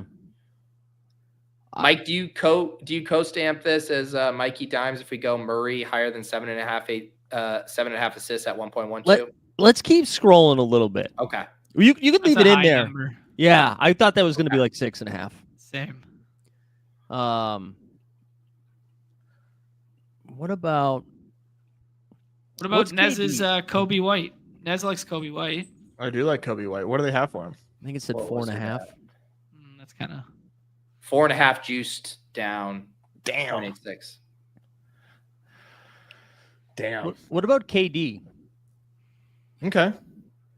Is that 1.5? 4.5. Get the wow. 1.5. Wow. I guess I thought it was 2.5, and I was hoping it was 1.5. Man, I wish DeJounte was 6.5. Yeah. Yeah, same. What about CP3? What's he at? 7.5. Too much. That's just a guess. We could ride with Giddey and then just hope IQ's in. Hang on, we're on the clock here. We got our 5-6 picks. Norman Powell, Duran, Giddey, Westbrook. Well, Mike, what have you been doing here? I kind of like Giddey here. Okay. I like Giddey or Duran probably, but I think a lot of. Oh, go ahead. I've been doing the Duran thing. Yeah, so I'm just curious. I think a lot of people are getting Giddey and Duran together, so I'm trying not to. I think that's a pretty common 5-6. So I've been trying not to get them together. But yeah, I like both of them kind of equally. You got a fun scroll, Mike, here? I got your slate breaker. Here, hit us. If Zion misses, like that CJ as like Let's one do of the it. only dudes that, he's, what was it? The stat was 45-10, and there's only like 5 guys in the league who have done it this year or whatever, and he's done it multiple times. Like, Yeah, I like that. He might just be like discount DeJounte in the last round if we get no Zion. And I feel much better about that than taking like a 4th round DeJounte. Right. Yeah. I mean, DeJounte has more outs, right? Because he rebounds and assists and dimes it up a little bit more. CJ, you're going to need the 3 ball to fall, but I think I give the Celtics a better. I mean, they are still playing good defense, but I think that I like rate them higher than they are. Like you can still get got by you can still get to them. I think. Yeah, you can still get catch and shoot stuff against them, right? Right. And getting some I mean, they're good perimeter defenders, but like you could still when they're Anyways, no Herb Jones tonight too, which has been going on for a while, and no Jordan Hawkins, which is another 3-ball shooter. So it's like if you're trying to go blow for blow with like one of the best 3-point shooting teams in the league, like you're gonna have to get up shots and you're gonna have to get them up like decently early in the clock too. I like that. I have to click him a few more times. I like that call a lot. All right, Mike, to stick the landing here. I mean, I'm not going to, if this is all you feel comfortable about, we're all about winning here. We would never force a pick 'em just for entertainment. Well, can we get off dimes here for a second? I'll allow it. I mean, I did like the thematic through line, but sure. Pete just wanted a nice clean title for the description below. What about Duren points and rebounds? Yeah. What's that looking like? 23.5. No beef stew tonight, right? Because he's a crazy person. Yeah. Do you like that or double at even money? Both the same. I don't know. Do you have a lean on that, John? I stay clear of double stuff when it's even money. That's just like a blanket rule for me. It's one of John Monsters in life. You're that tattooed, right? Yeah. And if never Tyler kiss and tell, and you never take doubles at even money. All right, points and rebounds, Mike. Yeah, let's do it. All right, nice little 6.65x here for the people. That's a good one. Easy money. Easy, buddy. Oh shit. We're calling this the Zach's Pick'em. You can send all complaints to him. Yep. Find me on Yelp. Yeah. Let me drop it in the private chat here. Hope your phone number's not on Yelp. Yell at me. Pete might call you during one of his shows. That was so awesome. Who did you do that for? I love that you did reconnaissance on him, John. John sent me a DM. He's like, yeah, I had some of my realtor friends kind of look into him. He's kind of new on the scene. You guys all fucking know each other up there. Oh, yeah. Bumped into him at the ODR the other day. Hey, we haven't had an ODR yet. It's supposed to be first snowfall of the season this weekend. So I'm looking forward to maybe an ODR opportunity. Wow, Overzet doing some character work in the off season. I did forget to do my Underdog Daily with Jon Nez. Mike, appreciate you hanging out with us here, drafting some DBs. Let the people know where they can check you out here. Yeah, we do the NBA Bit Monday, Wednesday, Friday at 9 a.m. over on our YouTube channel, the NBA Bit with Mike Zakaryan. And then if you are more in the fantasy hoop streets, we have a channel called Elite Fantasy Hoops, which has, I don't know, stuff like 3 or 4 times a week. So go check that out. Beautiful. Thanks for having me on, guys. Yeah. And when one of these teams wins the Dawg Bowl, we'll see you in San Diego. Yeah, I'm down to win just anything right now. Down to win anything. Really? Well, unfortunately, Newbie didn't put a buzzer beater up for you tonight, so that's off the table. All right. Crossovers it. Oh, nice! Wow, nice. I can't believe I never. Wow. I haven't done that in weeks, so just relax. All right, Mike. We will see you soon. Everybody, check him out, and good luck tonight. right, later, guys. Thanks, Mike. Yeah, Mike. All right. We're going to bring on 2 more guests here. Ooh. My club fellas. We got Clay. We got Andy. Reunited here. How we doing, fellas? Good. It's been a while. I know. Can you guys hear me? The club is open. Yeah, we got you. Okay. Oh, my mic's still wrong, though. Better. Hopefully now I sound better. Ooh, there we go. Yeah. That Hey. transition was nice. Oh, It's like a little commercial for sure there. That's the good stuff here. Andy, let's start here. I mean, I know. So last year you were deep in the NBA streets, but crypto wasn't pumping quite as much last year at this time. You had a lot more free time than you do this year. Is that correct? Yeah, I haven't really been playing NBA too much this year. I Max the Dog Bowl won for one of them, and I came in third, and so I decided that was my time to retire from playing NBA for the year. But And yeah, I'll do that was some a horrible random sweat entries and too, stuff. right? That was like garbage time that you. I don't know. I was asleep. Oh, good. I won't. Then no, actually, you lost totally. It was fair and square, man. You didn't miss anything. That's I won't even bring it back up. Yeah, I woke up to some texts of people being like, "Oh, congrats, man," and then "Oh, never mind, my bad." So I had to assume that it was pretty close, No, but I you had got no the clue. congrats, man, before it was Yeah. finalized. That's when you block the numbers. You can't do that. You cannot do that. Goodness. What about you, Clay? Have you been in the hoop streets? What's new with you? Not a ton, man. I've been listening to a lot of BadgeBros content. I'm trying to get some fitness on just to stay on top of things. But this is like the first year I haven't really been deep in the NBA streets. But I like to keep a finger on the pulse. I feel like Clay, you're always on top of the culture, the NBA culture. You know what's going on. There's never a meme that's slipping past Clay. That's true. I guess got to focus your attention one way or the other. So I've been a little less in the DFS side of things, a little bit more in the the X, formerly known as Twitter streets side of the zeitgeist. So, And what else have you been up to? I feel like last time I talked to you, you had the beer collective stuff going on. Yeah, man. So we kind of put the pause button on the beer stuff for a minute after our last collab, but for good reason. Part of the reason I haven't had time for NBA stuff has been heads down in like two big business kind of launches that we're about to head off with. So we're launching a YouTube creator golf league next month, which is pretty exciting. Wow. We've got some really cool teams with like Luke Kwan, the Pointer Brothers, and Jenna Bandy. Oh, that's awesome. Pointer Snappy Brothers Gilmore. are hilarious, dude. Yeah, they're funny They're as hell, man. so funny. Snappy Gilmore and our old friend Ja Rule have a squad. And Martin Borgheimer and DOD King also have a team. So starting with 4 teams, we'll be expanding to 8. We got our first event coming up in February, and then we'll have 3 more throughout the year on that side of things. So stay tuned for that. It's called People's League. It'll be launching on YouTube primarily, and then also been in the AI agent streets, man. That we've been kind of turning our sports betting AI research assistant into an AI agent, and that's about to launch formally as well. So having a lot of fun, kind of getting prepped for all those things. So a lot of.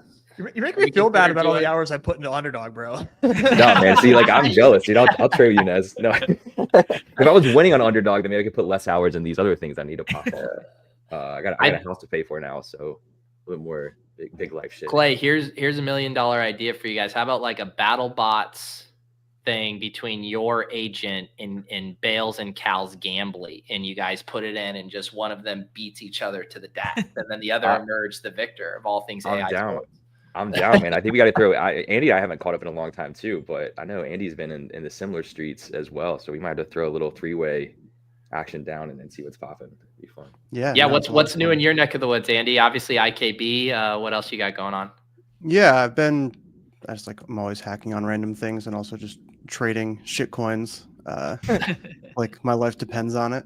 But yeah, we're working on some AI stuff as well with IKB, like a slightly different angle. But just like having a lot of fun there. I'm like pretty obsessed with all that stuff at this point.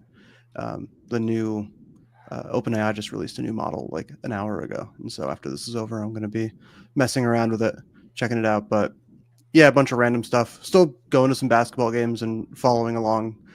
I still pretty heavily maxed all the like Underdog NFL best ball stuff for the playoffs, just haven't been doing like the daily grind for NBA because I just don't have time to like do my own projections and stuff anymore.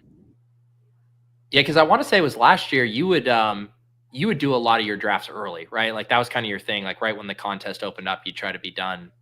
Yeah, because I would like do all my own projections for everything, so I would try to get a lot of my drafts in before like ETR and all those guys came out and had stuff. The So North then Dakota sites, yeah. yeah.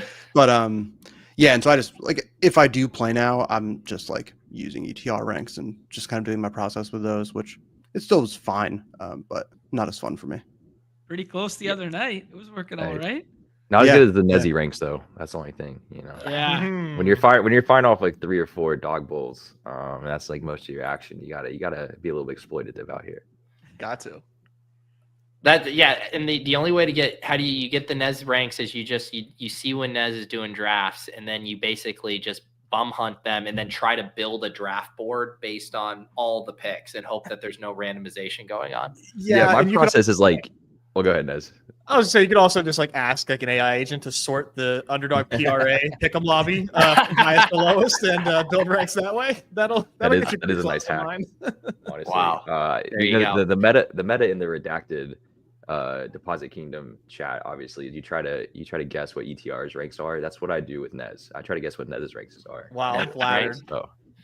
Wow. Well, never meet your heroes because I was told Nez is a free thinker, and now I'm just learning he's a slave to the PRA numbers. So I'm devastated. Yeah, I hate to break it to you, man. You shuffle a little bit of John, scroll the fuck down. You know, it works. Just a little bit though, not as far as I usually go. Yeah, I would watch a show or like a short that was just like John floating all of the scroll downs he's considering, and it's just like a loop of Nez rolling his eyes at every name that is tossed to him. Pete, that's like literally taking our 2-hour show and making it 45 seconds. Yeah, that's the epitome of the entire show. Nobody would show up. My goodness. Let's see. So yeah, Andy, you did say you semi-retired after sitting in the cuck chair of one of those dog bowls. But are we going to be able to pull you back out of retirement today to get some entries in? Yeah, I've already done a couple. I'm ready to go. So okay. All right. Who have been some of your favorite clicks through your scant few drafts here? Well, so in one of them I did scroll down and I took Stephon Castle, which felt like kind of a fun last round click. I am intrigued by Kawhi Leonard going as late as he's going. Just because it's rare that a player who's that good goes that late. And so then it's just like, you know, maybe he only plays 20 minutes because they crush Charlotte, and like that's totally within the realm of possibility. But in a contest where only the top 2 teams win, like I'm okay to take that risk. Yeah. So he's someone Clay, who's definitely been interesting to me. Who is the last one, Andy? Leonard, yeah. Clay, do you got anyone who's you're the guy who brought us, Noah Gray. You're the man who's always willing to galaxy brain. Do you got a gem, a diamond in the rough today? Yeah, I mean, I told you about being into with Nez, right? Try to guess Nez's ranks. Well, I asked our AI agent friend Billy, what he liked on the slate tonight, and Kobe White was a big name that he threw out as well. So I'm never gonna not love to go for a UNC guy, with the spot with Levine out, and Nez's cosign. That's feeling kind of fun. That reminds me, Nez. Clay, I don't think I've gotten your take on the Bill Belichick heading to your university. How are we feeling about that? It's Chapel Bill, baby. We out here. The group chat vibes are high. It's been a shitty basketball season. So, in the wise words of Billy B, we're on to football. Wow. All right. You're fired up there. You're not at all worried about that buyout clause where after June 1st or so, it only cost $1 million for Bill to weasel out of being stuck with all you Tar Heels? No, I know Bill Belichick to be a very, truthful and forthcoming person. And I believe his words when he said on his introductory press conference that he's not leaving is kind of, means more than a small buyout clause. And honestly, that was going to happen. It was going to be Brady taken away to the Raiders. So, getting young blood, Pete Carroll out there, it's kind of nice. There's not really a good seat for him in the league. So we got him for at least a year. And then maybe we're in the hands of Steve Belichick, and that definitely does not feel as good. But you know what? We'll milk this 1 year for all we can, and I think it's gonna be a homecoming trip with the boys this year down there to Chapel Hill. Should we draft here, fellas? Yeah, let's do I'd it. love to. Let's get some drafts going. You guys are more than welcome to draft collectively with us on your own, although these are filling quickly, so a little hard to get in the same draft. Yeah, I'll try to jump in the next one. Do you guys have any finals teams for Gauntlet or anything? Sore subject. I think these guys do. Yeah, I have mine's a dead. team, so I can hopefully ladder up to that next 1,000. That would be sick. Mhm. I would love that as a little surprise stimmy. But that's it though. Yeah, I have one Dawg Bowl team one Gauntlet team that can field a full 5. Oh no way! Oh, there you go. Yeah, it's like it's not incredible, but it's not bad. I'll pull it up. Yeah. Mine's got no it's quarterback. Mahomes at Mine's just QB, which I chalk. feel like is somewhat rare. Yep. So yeah, it's Mahomes, Pacheco, Barkley, Hollywood Brown, Travis Kelce. Okay. Oh, that's good. Yeah. That's nice. So That I don't think feels I'm going like to take home first with it, but The Pacheco Mahomes piece could be if you got a passing touchdown from Pacheco or Mahomes to Pacheco, that could be something. yeah, And I'm then trying to Hollywood? psyops myself into like Pacheco will be 2 weeks healthier and like actually Yes. play. course. I don't think I believe it, but I'm trying to get there. I apologize. I did not pull the room. I just Jokic. And I might have taken Giannis, but I didn't have a chance to aggregate all of my Midwestern projection sources before. Had to IKB the Jokic 101. Interesting. I've never been to the Dakotas, so we're good with Jokic 101. There you Actually, go. But Play Pete, speaking what of happens that- when we win tonight? Like, are we just gonna all take a draft in San Diego all together, hang out one room, like the good old times? Yeah, back we in each Vegas? get one draft. Well, here's the thing. I think so. The travel stipend. So everyone would probably get about $200. So you guys are going to probably have to find a Spirit Airlines or kind of like a Frontier to get there. Frontier, We'll buddy. ask if the resort has kind of like the pull-out beds. Maybe a sofa sleeper could be potential. I think Underdog will let us in. You know, as kind of like a 5-some there, so that's not an issue. I think we can make it work, guys. I think we can make Sleeping it in La Jolla with the Seals, baby. I saw them Sam before. We're good, Nice. you know. They call it San Diego for a reason. That would also be really good content of then when we're on the clock, we just have to do like a 5-way Rochambeau to determine who gets the pick each time. Yeah, more we'll figure trouble it in out. paradise. Oh, that's so All good. right. To the panel here, we're not taking Zion at this turn. The chalk right now by ADP would be Gafford Bridges. Anything spicy you guys want to do here? Let's give it to the guests. What do you guys think? I definitely like Bridges a lot. I think kind of in the same vein of if I'm taking a lot of Kawhi, it feels like it makes sense. We'll say to also- Gafford first. We'll say Gafford first. then we Okay, can so take- it sounds like we're going to do the chalk build. Well, no, I like Zubac. Pulling him up. Well, okay, but Andy liked Bridges. Here, this is what we're going to do. We're just going to chalk it up through 3. And then The what dual we're about override? to do in 4 5 is going to blow your brains. That seems Yeah. fair. Each guest gets a pick on that corner. Each guest gets another pick on the next one. It's okay to go chalk it 2-3 because, like you said, Pete, you know, maybe at the next turn, maybe then you pull up somebody in the 6th into that 4-5 turn. Yes. When Try to did Zion do get something. hit with the Q tag? Because when I was drafting, he didn't have it. Maybe Mhm. 3 Yeah, hours ago, same, 4 hours Andy. ago. When I had 50% Zion, he did not have a Q tag. I have this problem, like, I mean, same with NFL drafts, but NBA, where like I'm in like my 2nd draft of the slate and I'm like already bored, you know, where it's like, no, you start pulling these guys up and doing this like after you get your base that you like of like the regular teams, but just like 2nd draft in, like, fuck, man, we're not pulling up Zoobs to the 2-3 turn. What are we doing? Who, Yeah, who good do you Uh, guys, Probably who do you guys should have think are Bridges some Zubac good there. pull-ups there? Like I was gonna float out like Kyrie and someone, you know, like who do you guys like pulling up there? Yeah, I like Kyrie and the whole idea of like, what if Gafford isn't the Dallas guy you want there? And so Kyrie's the one that you want. I feel like that's like a pretty easy narrative that you can tell yourself. And I think that Jamal Murray is becoming close to being pull-upable because I don't think you're getting him at 4-5 too much. And if that game just like, you know, maybe that game plays really high scoring, you can, you know, get a little teammate pairing there. It's crazy, but I also think like Deontay Murray. I guess I don't know. You probably could have gotten him here previously before the Zion Q tag, but I'm not sure. But that's one that I think would be interesting. So What do you we're guys for think? sure gonna do the Andy and John, Miles Bridges, Kawhi. I like Do we that because have Kawhi isn't falling to the six to pick 36 anymore. Right. Here. I'll let you guys talk this through. I just will say for me, like seeing PJ here is like hard to say no to, but I will With let the you fall, guys deliberate. yeah. How negatively correlated are him and Gafford? I don't think that much. Did Isaiah Stewart get suspended for Yeah. pointing finger guns at someone? And Good Remember old when club we had him guest. on the club? I know. I'm about to say. yeah, Dude, That was- he needs like some serious counseling. Or he had a something. hell of a run, man. He's not. Wait, okay. you guys Stu had beef was on the stew on club. the We had club? beef I stew don't on the remember club. that. Yeah.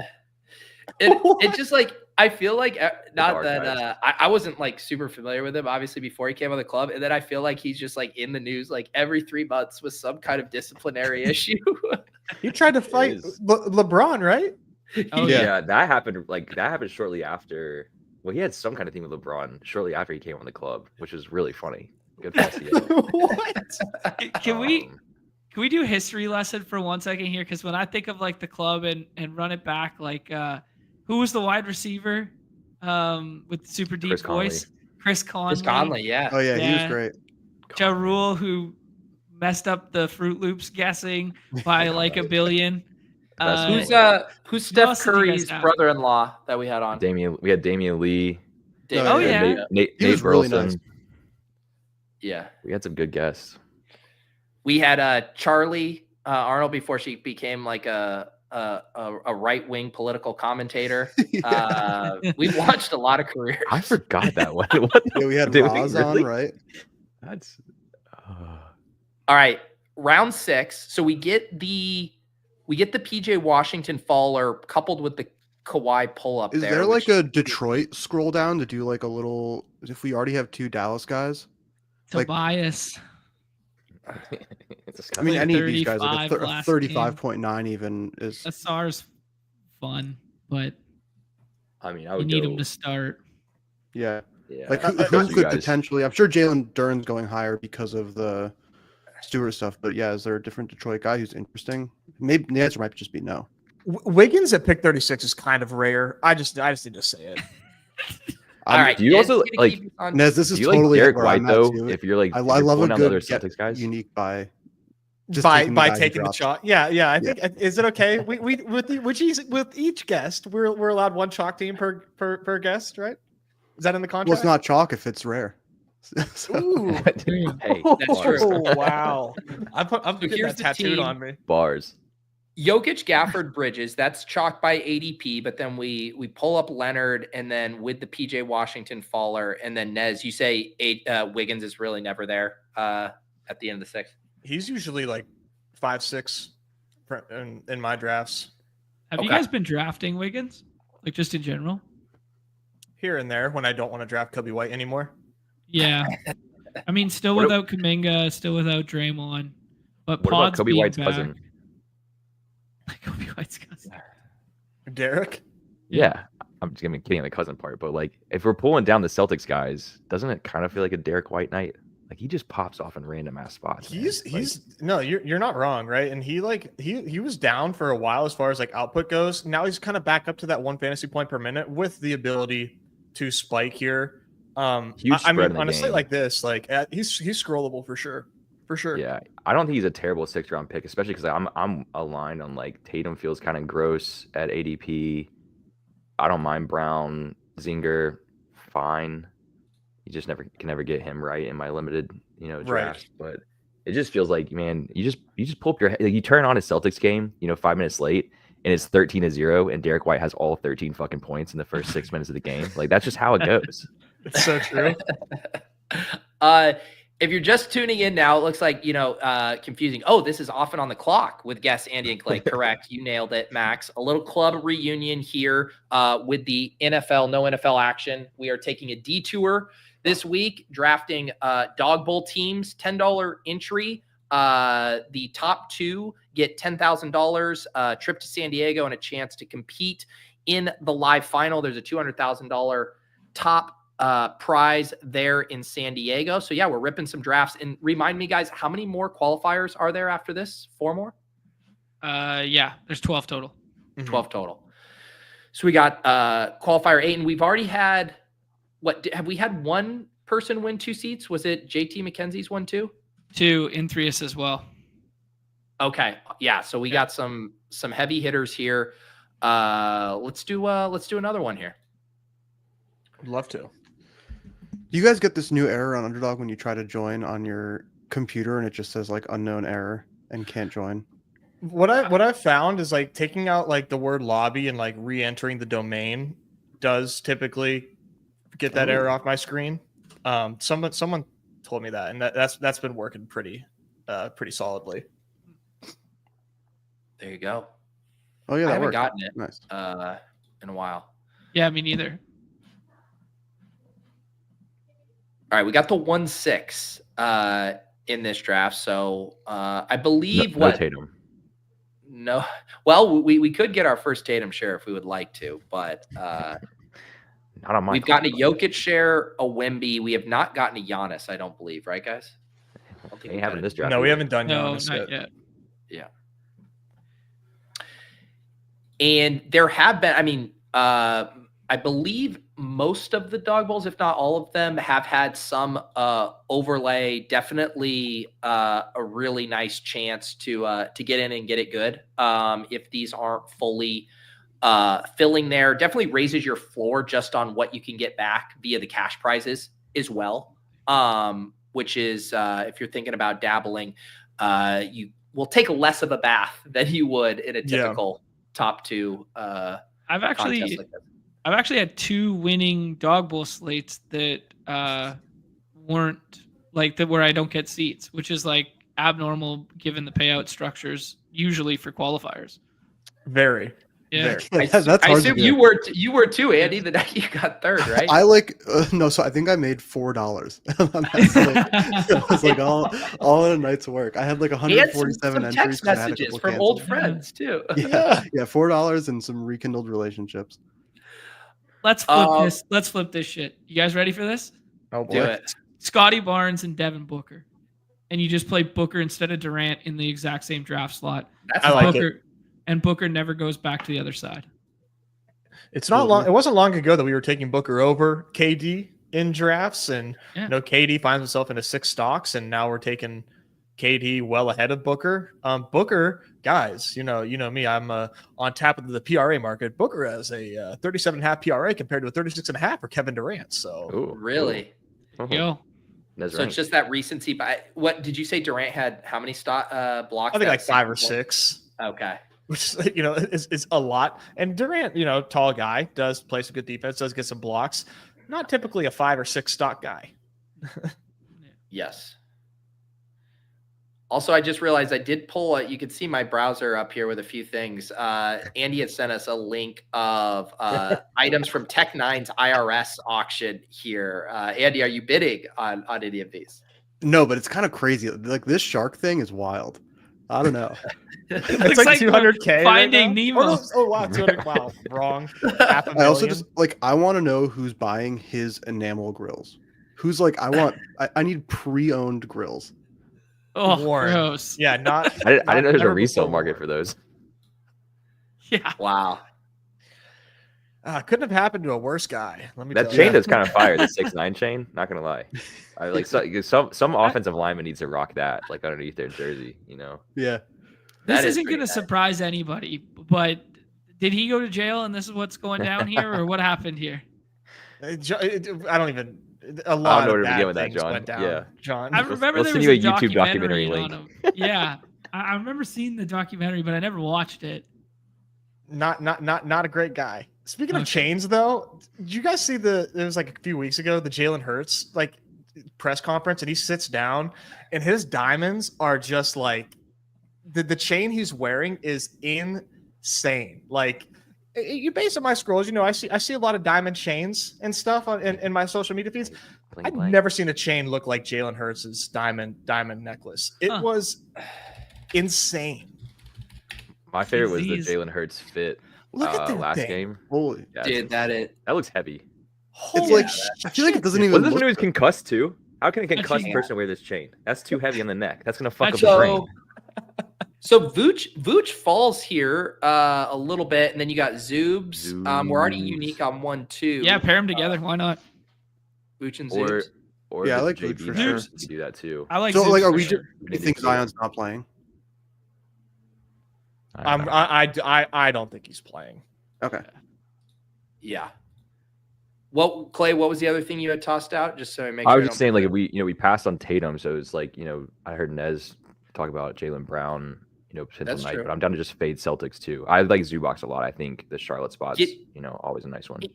And getting the double ADP faller there feels Mhm. good with our Yeah. unique start. Yeah, that's cool. I like that start. When Shepard Curry came back to us, but That thing looks.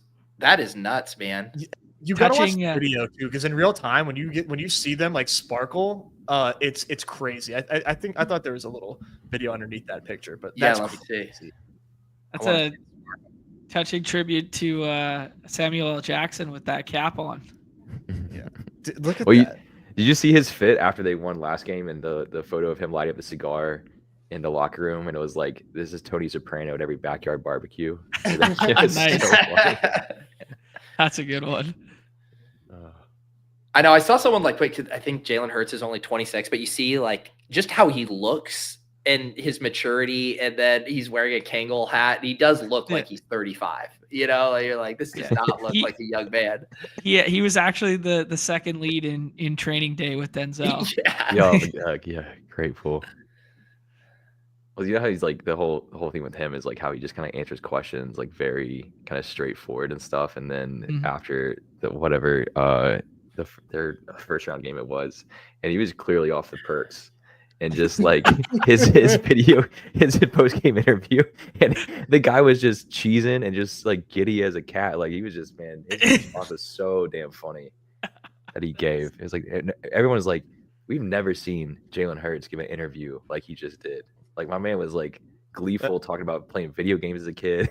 one of my favorite, off the shits interviews is when Aaron Rodgers came back in the second half of that game. Yes. Yeah, Aaron, what happened to you? My knee. Great. They hooked it up in the locker room. Yeah, they did, buddy. Man, this is gonna be a fun team here because you can go ahead and just pair like your two favorite chalk pieces together here. Like Kawhi and Kobe White, or Kawhi and Giddey, whatever you want. Anything with Kobe White opposite of Barnes, I like. I'm good. Yeah, and then you're instantly in like a good spot with that game environment play, and then Booker made you unique. What do you think, Andy? You're awfully quiet. Yeah. No, I'm into it. I'm confused why this whole lobby just hates the Clippers. What about Powell instead of Kawhi? What? Too late. No, you're good. Oh, I almost. Sorry. What were you gonna float? Norman Powell. Oh, gotcha. Kawhi scares me in a blowout, man. He might just like walk out there for 6 minutes tonight. Yeah, he definitely. But I still think that's like the main thing with this is just that you're playing to get the absolute nuts, and so like I don't know. Kawhi. I mean, if you're referring to the pick'em lobbies, Kawhi is a better fantasy point pick'em than Norman Powell right now. I believe so that. Interesting. When fantasy points fits your narrative, you're willing to go away from PRA because Nez Norman Powell has a higher PRA. Interesting how that works. I use my AI agent to spot the inconsistencies in your touting. Nice. Got him. Can we do like a? Oh yeah. Let's do a pick 'em. Let's do a pick 'em. I want to do a crazy scroll the F down with guys that aren't getting drafted because this player pool is so condensed today. I want to know who people would be comfortable scrolling all the way to. All right, we'll build a pick 'em and then we'll get wild with a DB draft. And before we log off at the very end, can we do one little cheeky big game pick 'em slip as well? Yeah, please. With the boys. God, the feds try to kick down my door every time you say the SB word, brother. You're that. I'm gonna see myself out. The great. Yes, definitely, Clay. We can end with a. I love how Clay just caught himself on one S word and then just followed it right up with the other S word. That's right. You know what we'll do, Clay? We'll use my my big game, no sweat. token to Ooh, build alright, good. to build a banger. Well, I know what my pick's gonna be. Does it involve Noah Gray? It certainly does, man. God, I God damn it! The Good whole thing I reason don't have to floating that. sweat it. Good thing I won't be sweating it. All right, NBA pick'em. Let's go. This is what we're gonna do. Everyone is gonna on the panel is gonna get a pick. It's gonna be a 5-legger. It can be as cheeky as you want. It can be a slide. There are no rules. Clay, I'll start with you. Noah Gray is not. This is NBA only for You this sure you one. want to do that? Not really. No. Yeah, I don't know if you are either. Let me see. I got 2 options here. How aggressive do you guys want to slide up Kobe White points tonight? Ooh. Okay. You're either able to come in hot with whatever you want to do, or you can pull the panel. It's up to you. 30 it is. All right, there you go. That's an L word. That's an L word. Yeah, we love it. Okay. All right. I like it. Kobe White, 29.5. That gets us a 3.88. Let's go up to Andy here. All right, I'm scrolling through the lobby looking to see what I like. Let's see. Let me just check the triple double numbers tonight. We got Jokic at 0.75. 0.75 for a triple double. It's I mean, disgusting. holy shit. Mike asked, what's our theme for this one? All right, I tried to do themes, but the guests don't want to play ball, Mike. The theme is L word. let's see. What about? I'm looking at some Yabusele. Okay. Ooh, Yeah, fun. I feel like- you. I'm creating a narrative in my head where I don't know. I feel like he's very competitive, and something about like the shit talking of the Jokic Embiid stuff with Embiid not playing. I'm getting into my head that he could kind of take up the mantle for Embiid. Ooh, I good like narrative. this Nice narrative, yeah. narrative. Doesn't he What only speak about, French, though? like, Does he even higher- understand this shit talking? I feel like he could probably figure it out. What about like higher rebounds for him? Okay. Let's do it. And we've already upped the leverage. I think we can keep this one just as is. Yeah, the rest of this pick'em is going to be reeling Clay back in. We can slide down to fire in 25, check. guys. No, Clay, I I like said the 30 ball. It's 30 ball. If Kobe White has a 30 ball, then Nez and I will see you in San Diego. That's right. That's right, Clay. All right. Nez, yeah, we'll go up the ladder here. What are we putting in here? Let's do PJ Washington fantasy points. John and I did a fun one. We didn't get home yesterday, but we I did almost like a did this. full recency bias pick 'em where we were just like, who's just like hot, and then but like markets won't adjust on. I think PJ is one of them. He's playing like 40 minutes a game, like a full fantasy point per minute player. Detroit has been playing pretty fast lately. Same with Dallas, honestly. I love this. Okay. I do too. All right, John, ball is in your court. I think I want to get ahead of some Pels thing. What's Easy looking like right now? Oh. I think he's gonna play a lot tonight. You can missy me with this bullshit, brother, but continue. What do we got for points and rebounds? Points rebounds is 15.5. Let's do it. I believe I drafted him last Dog Bowl slate, Yeah. and that did not go so well for your boy. He has had 0 points in back-to-back 29-minute efforts. Okay. All right. Let's see here. I have Nez. I want you to. I know what player I want, but you tell me the best way to attack them. I want to do something with Vassal.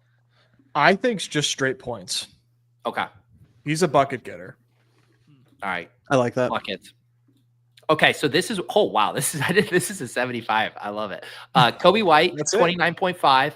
Yabu, 6.5 rebounds. PJ Washington, higher 36.05 fantasy points. Missy, 15.5 points, rebounds, and then Vassal higher than the points for a clean 75x. This will send you to San That's Diego fun. Yeah. in style. I got hit with the disabled developer mode on your browser. Buddy, I don't even have developer mode on your browser. Oh, All right, here it is. Yeah, this is the club pick'em. That's the theme there. Yeah, that's steakhouse. That's steakhouse worthy when we're in Slam Diego right there. All right, so what we'll do, we're gonna do one more dog bowl draft, and then we can wrap with a big game pick'em here. Okay. Sounds great. When you hop in and pull up the thing here, I want to ask you guys some scrolls. Yeah. Like some potential like slate breakers, like ceiling only in the last round. Men will literally play the Saturday layup line before hopping into DBQ instead of getting therapy. Nice. All right, John. Okay, we got a 1-3. I did see Wemby, I believe, in one of our drafts go 1-2. So maybe we get an on-stream Giannis share. Yes, sir. John, you want to put the idea box here for some scrolls? Yeah, I mean, I think the easy and obvious ones that we've talked about ad nauseum this show have been Vassell and Kobe White, and then Clay brought up Derek White as well. But let's go like a bridge further. Andy threw out Yabu. I think that's kind of fun. I think Asar, if he draws into the starting lineup, could be fun. I don't think Lonzo has the minute ceiling to get there. I was looking at him as well. I don't think he'll get there. Yeah, we're not tweaking. Yeah. Why did the Jets' as beef stew is missing his own bobblehead? Oh no! That's even allowed in the building? That's real. That's incredible.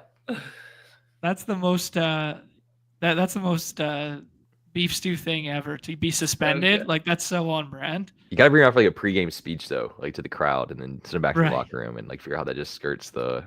Also, I will just say there is an added element of drama to this draft if we're going to fill the queue with our favorite scrolls and then we're discussing who to pick in round 2. I'm just letting you know there's a chance it could end up with round 3 Yabu. I'm just letting you know. We're going to take Wemby here. Kind of fun though. I think we just it's 6 round picks only from now. Here are my 3 insane ones.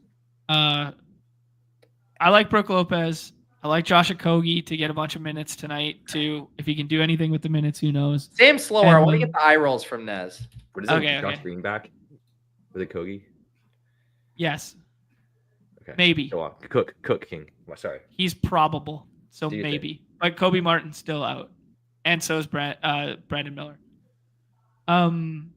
Yeah, and then Peyton Pritchard. If that game plays to the spread, it's a blowout. There's no Zion.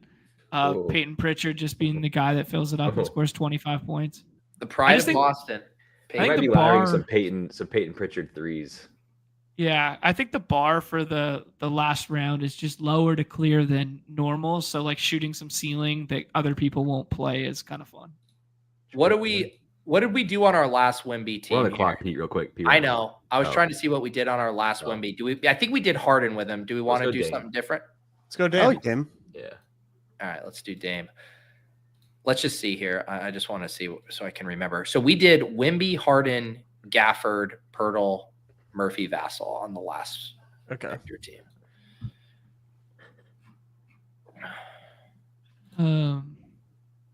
Yeah, those are good scrolls, John. It's hard to outscroll the scroller, but Michael Porter Jr. like twice a year has some massive games. Could be tonight against the Sixers that just they're not playing too well. I will say one of y'all's we're favorite on the clock here. Oh look, go off. Vooch, Zub, Curry, DeJounte seem like the options.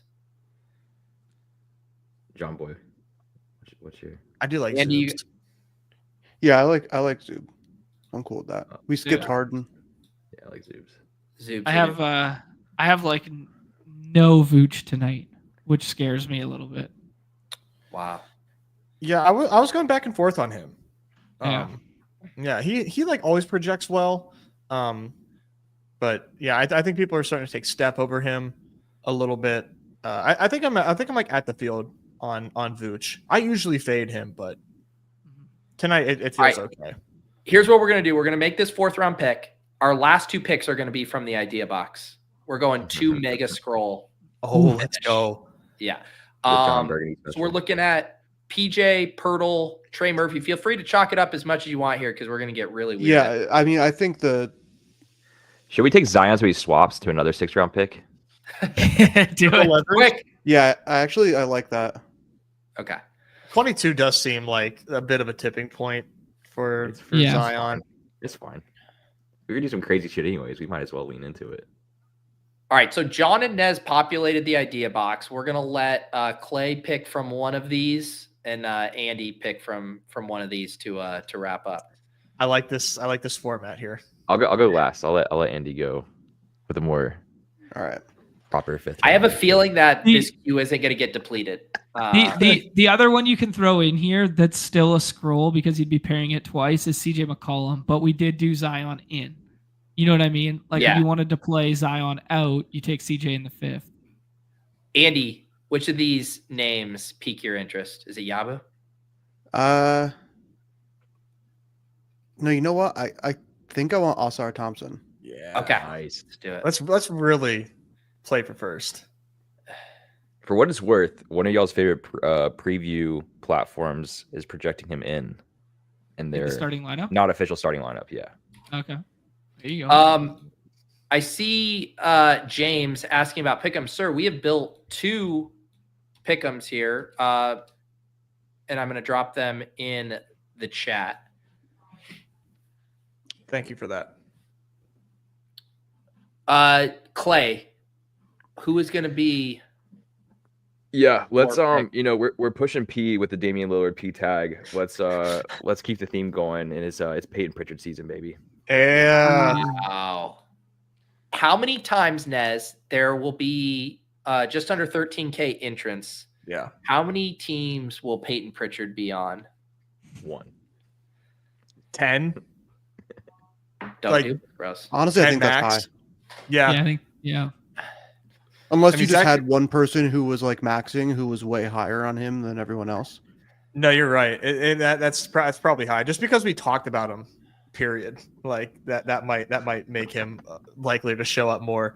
Like even like a guy like Ricochet, who he was the first overall pick this season, was undrafted and with the depleted Hawks last night, and he had a pretty solid game too. I mean, there was he was drafted twice. I think we're really pulling for Zion out with the Pritchard pick, and then another 6th round coming in. But Yeah. I mean, for what it's worth, the Pelicans can still get blown out with Zion playing. True. That is well gonna- within the range of outcomes. that's where Derek White is positively correlated because he's going to go for 13 in the right. first 6 minutes. Well, what I'll probably do is I'll probably fire up a group chat with us 5 when Zion gets ruled out, and just kind of one at a time, I'll throw out a player for our swap ranks, and you guys will just say higher, lower, and we'll just kind of go through all 100 players in the pool. Should we fire up a playback stream tonight? Like for full vibes? I got league pass. It's about to run out. Yeah, I so. got league packs. Because I'm super transparent. I do want to kind of show you guys my complete exposures through 6 on-stream Dawg Bowl drafts. Big Kawhi fan tonight. So much 50%. claw. Might need to get some Norm here to kind Ain't of no laws when you balance drafted that out. claws, Yeah, Nice.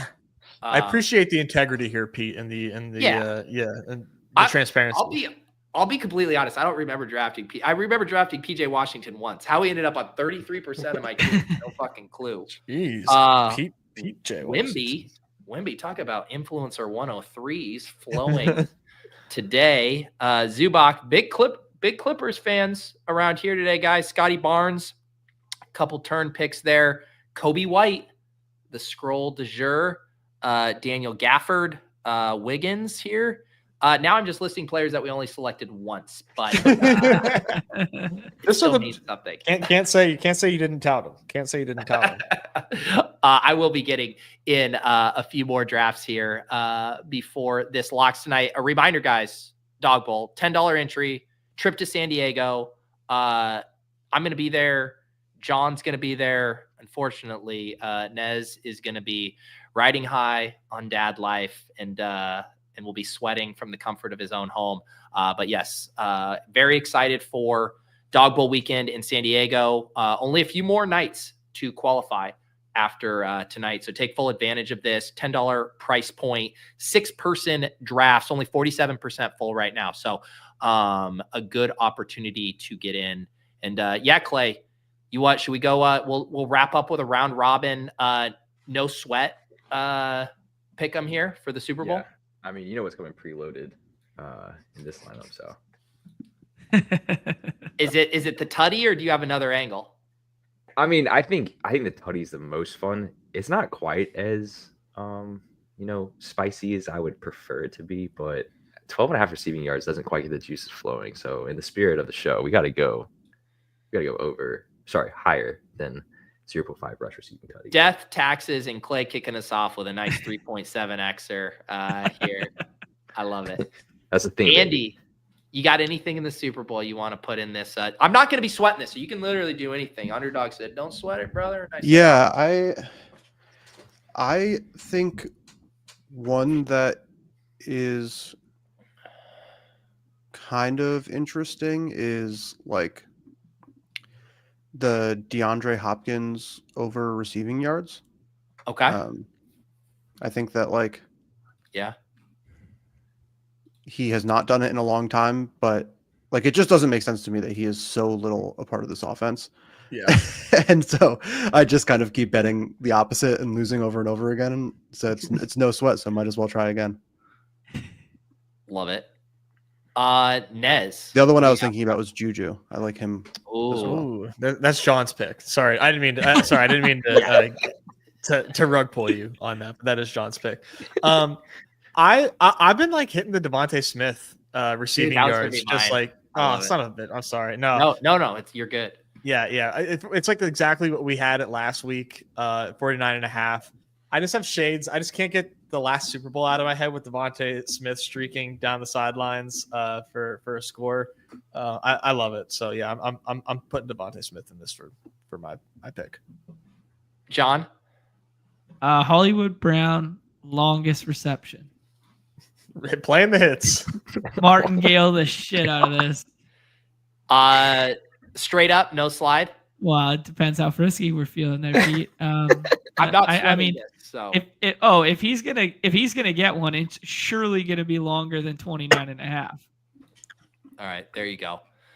And my pick, I'm going to stick with the Chiefs theme. We'll let Nez keep us compliant here with his Eagles pick. I'm going to do the thing that I know it's happening. It's just like Kareem Hunt scoring a touchdown in the Super Bowl. That's just something that's happening. And we just all have to be okay with it. Very P. Ryan coded. We get 1.17 here. 170. This is how you do a no sweat. This is how you do it. No, truly, this is how you do a no sweat. You really need to be. Do you want to see what happens if you put P. Ryan in for Hunt? It's kind of funny. What does it go to? Another one that I do like a lot as far as the pick'ems, I like the Mahomes over rushing yards. I feel like in the playoffs, he just very consistently runs much more than he does in the regular season. And it's 29.5 yards, something like that. To me, that just feels like one where I like that a lot. Yeah, I'm with you. Beautiful. And I will tell you this: if you guys are starting to get in the itch for Super Bowl pick'ems, we'll be back next Friday for an NFL show, and there won't be any draft games for NFL in the lobby, so we will probably be blasting off on pick'ems for about an hour straight. Maybe a couple. Dangerous. We could do a couple of 3-mans, just the three of us, and do a private draft or whatever for the bowl. That sounds good. Yeah. Yeah. I like that. Yeah. Before we tie a bow on it, the good people at Unabated, their projections are out, and just a couple ones that I want to hit on. They got Giannis ahead of Joker by 2 points, so it wasn't just the North Dakota and the sushi. Yeah. Okay. They got Cade over Maxey, but they still got Tatum in that same tier, which all of us were kind of soft fading. And they have Zion, obviously currently projected in, but only with 26 minutes, and that pulls him all the way down behind the Zubac, the Jamal Murrays, the PJ Washington. So even where they have him projected as in, they have a little bit, I guess maybe a 2-minute dock on him, and he was nowhere near where his ADP has been all day. So yeah, they're kind of cool with him in the 4th round as is. Interesting. Good stuff there. Let the people know too about Unabated. You guys got a partnership with them. It's a great place to look at line movement if you're trying to settle a little bet or argument with your buddy about how much Zion impacted the line. Let them know what they could get over at Unabated. Yeah, and then they got a DFS pick'em tool, which is specifically set up to beat Underdog stuff that's in the lobbies there, and their projections come out right now at this 1:30 Pacific time, 4:30 Eastern, and I'm just clicking right now on their site, and we can see a 20% edge on an Eric Gordon lower points and rebounds there. So, just little micro edges like that sort of thing popping up all day long. They're really fast in the Discord too, with the prompts on injury tags and stuff. And every second counts when you're grinding out micro edges in these lobbies. So 20% off with promo code BADGE at sign up. And then they have a new offer that's just for DFS players, aka us on this Underdog site here now, where it's just projection based and you don't have to pay for the whole props and stuff if that doesn't tickle your fancy. There you go. Today I learned Eric Gordon is now on the 76ers. Too busy building companies. Well, it makes sense on the day where we're slamming Clippers to be taking the lower on a former Clipper there. So I think we're on brand. Look at me flexing my ball knowledge. Andy, anything you'd like to shout out here? People got to check out IKB. We've been repping it on the Swolecast. You guys got all kinds of stuff up in the lobby there for both NBA and NFL right now. Yeah, we're very actively losing money to people betting on on player props right now. So come take our money. But no, yeah. Otherwise, we're hopefully sometime probably after NFL season going to have some fun AI stuff that should help you in the world of sports betting and all of that. Ooh. So looking forward to getting that out the door. Sounds intriguing.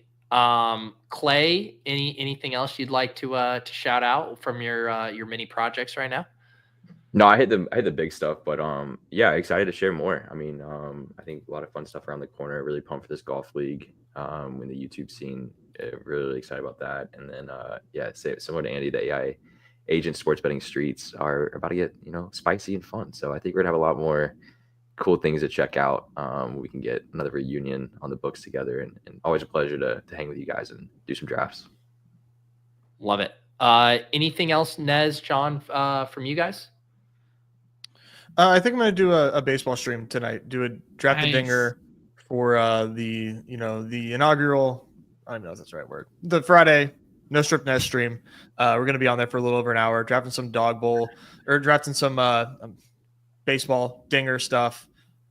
We just got some new baseball projections that came out, so we'll look at those. Yeah, should be a good time if you're trying to draft baseball. You check out that stream tonight.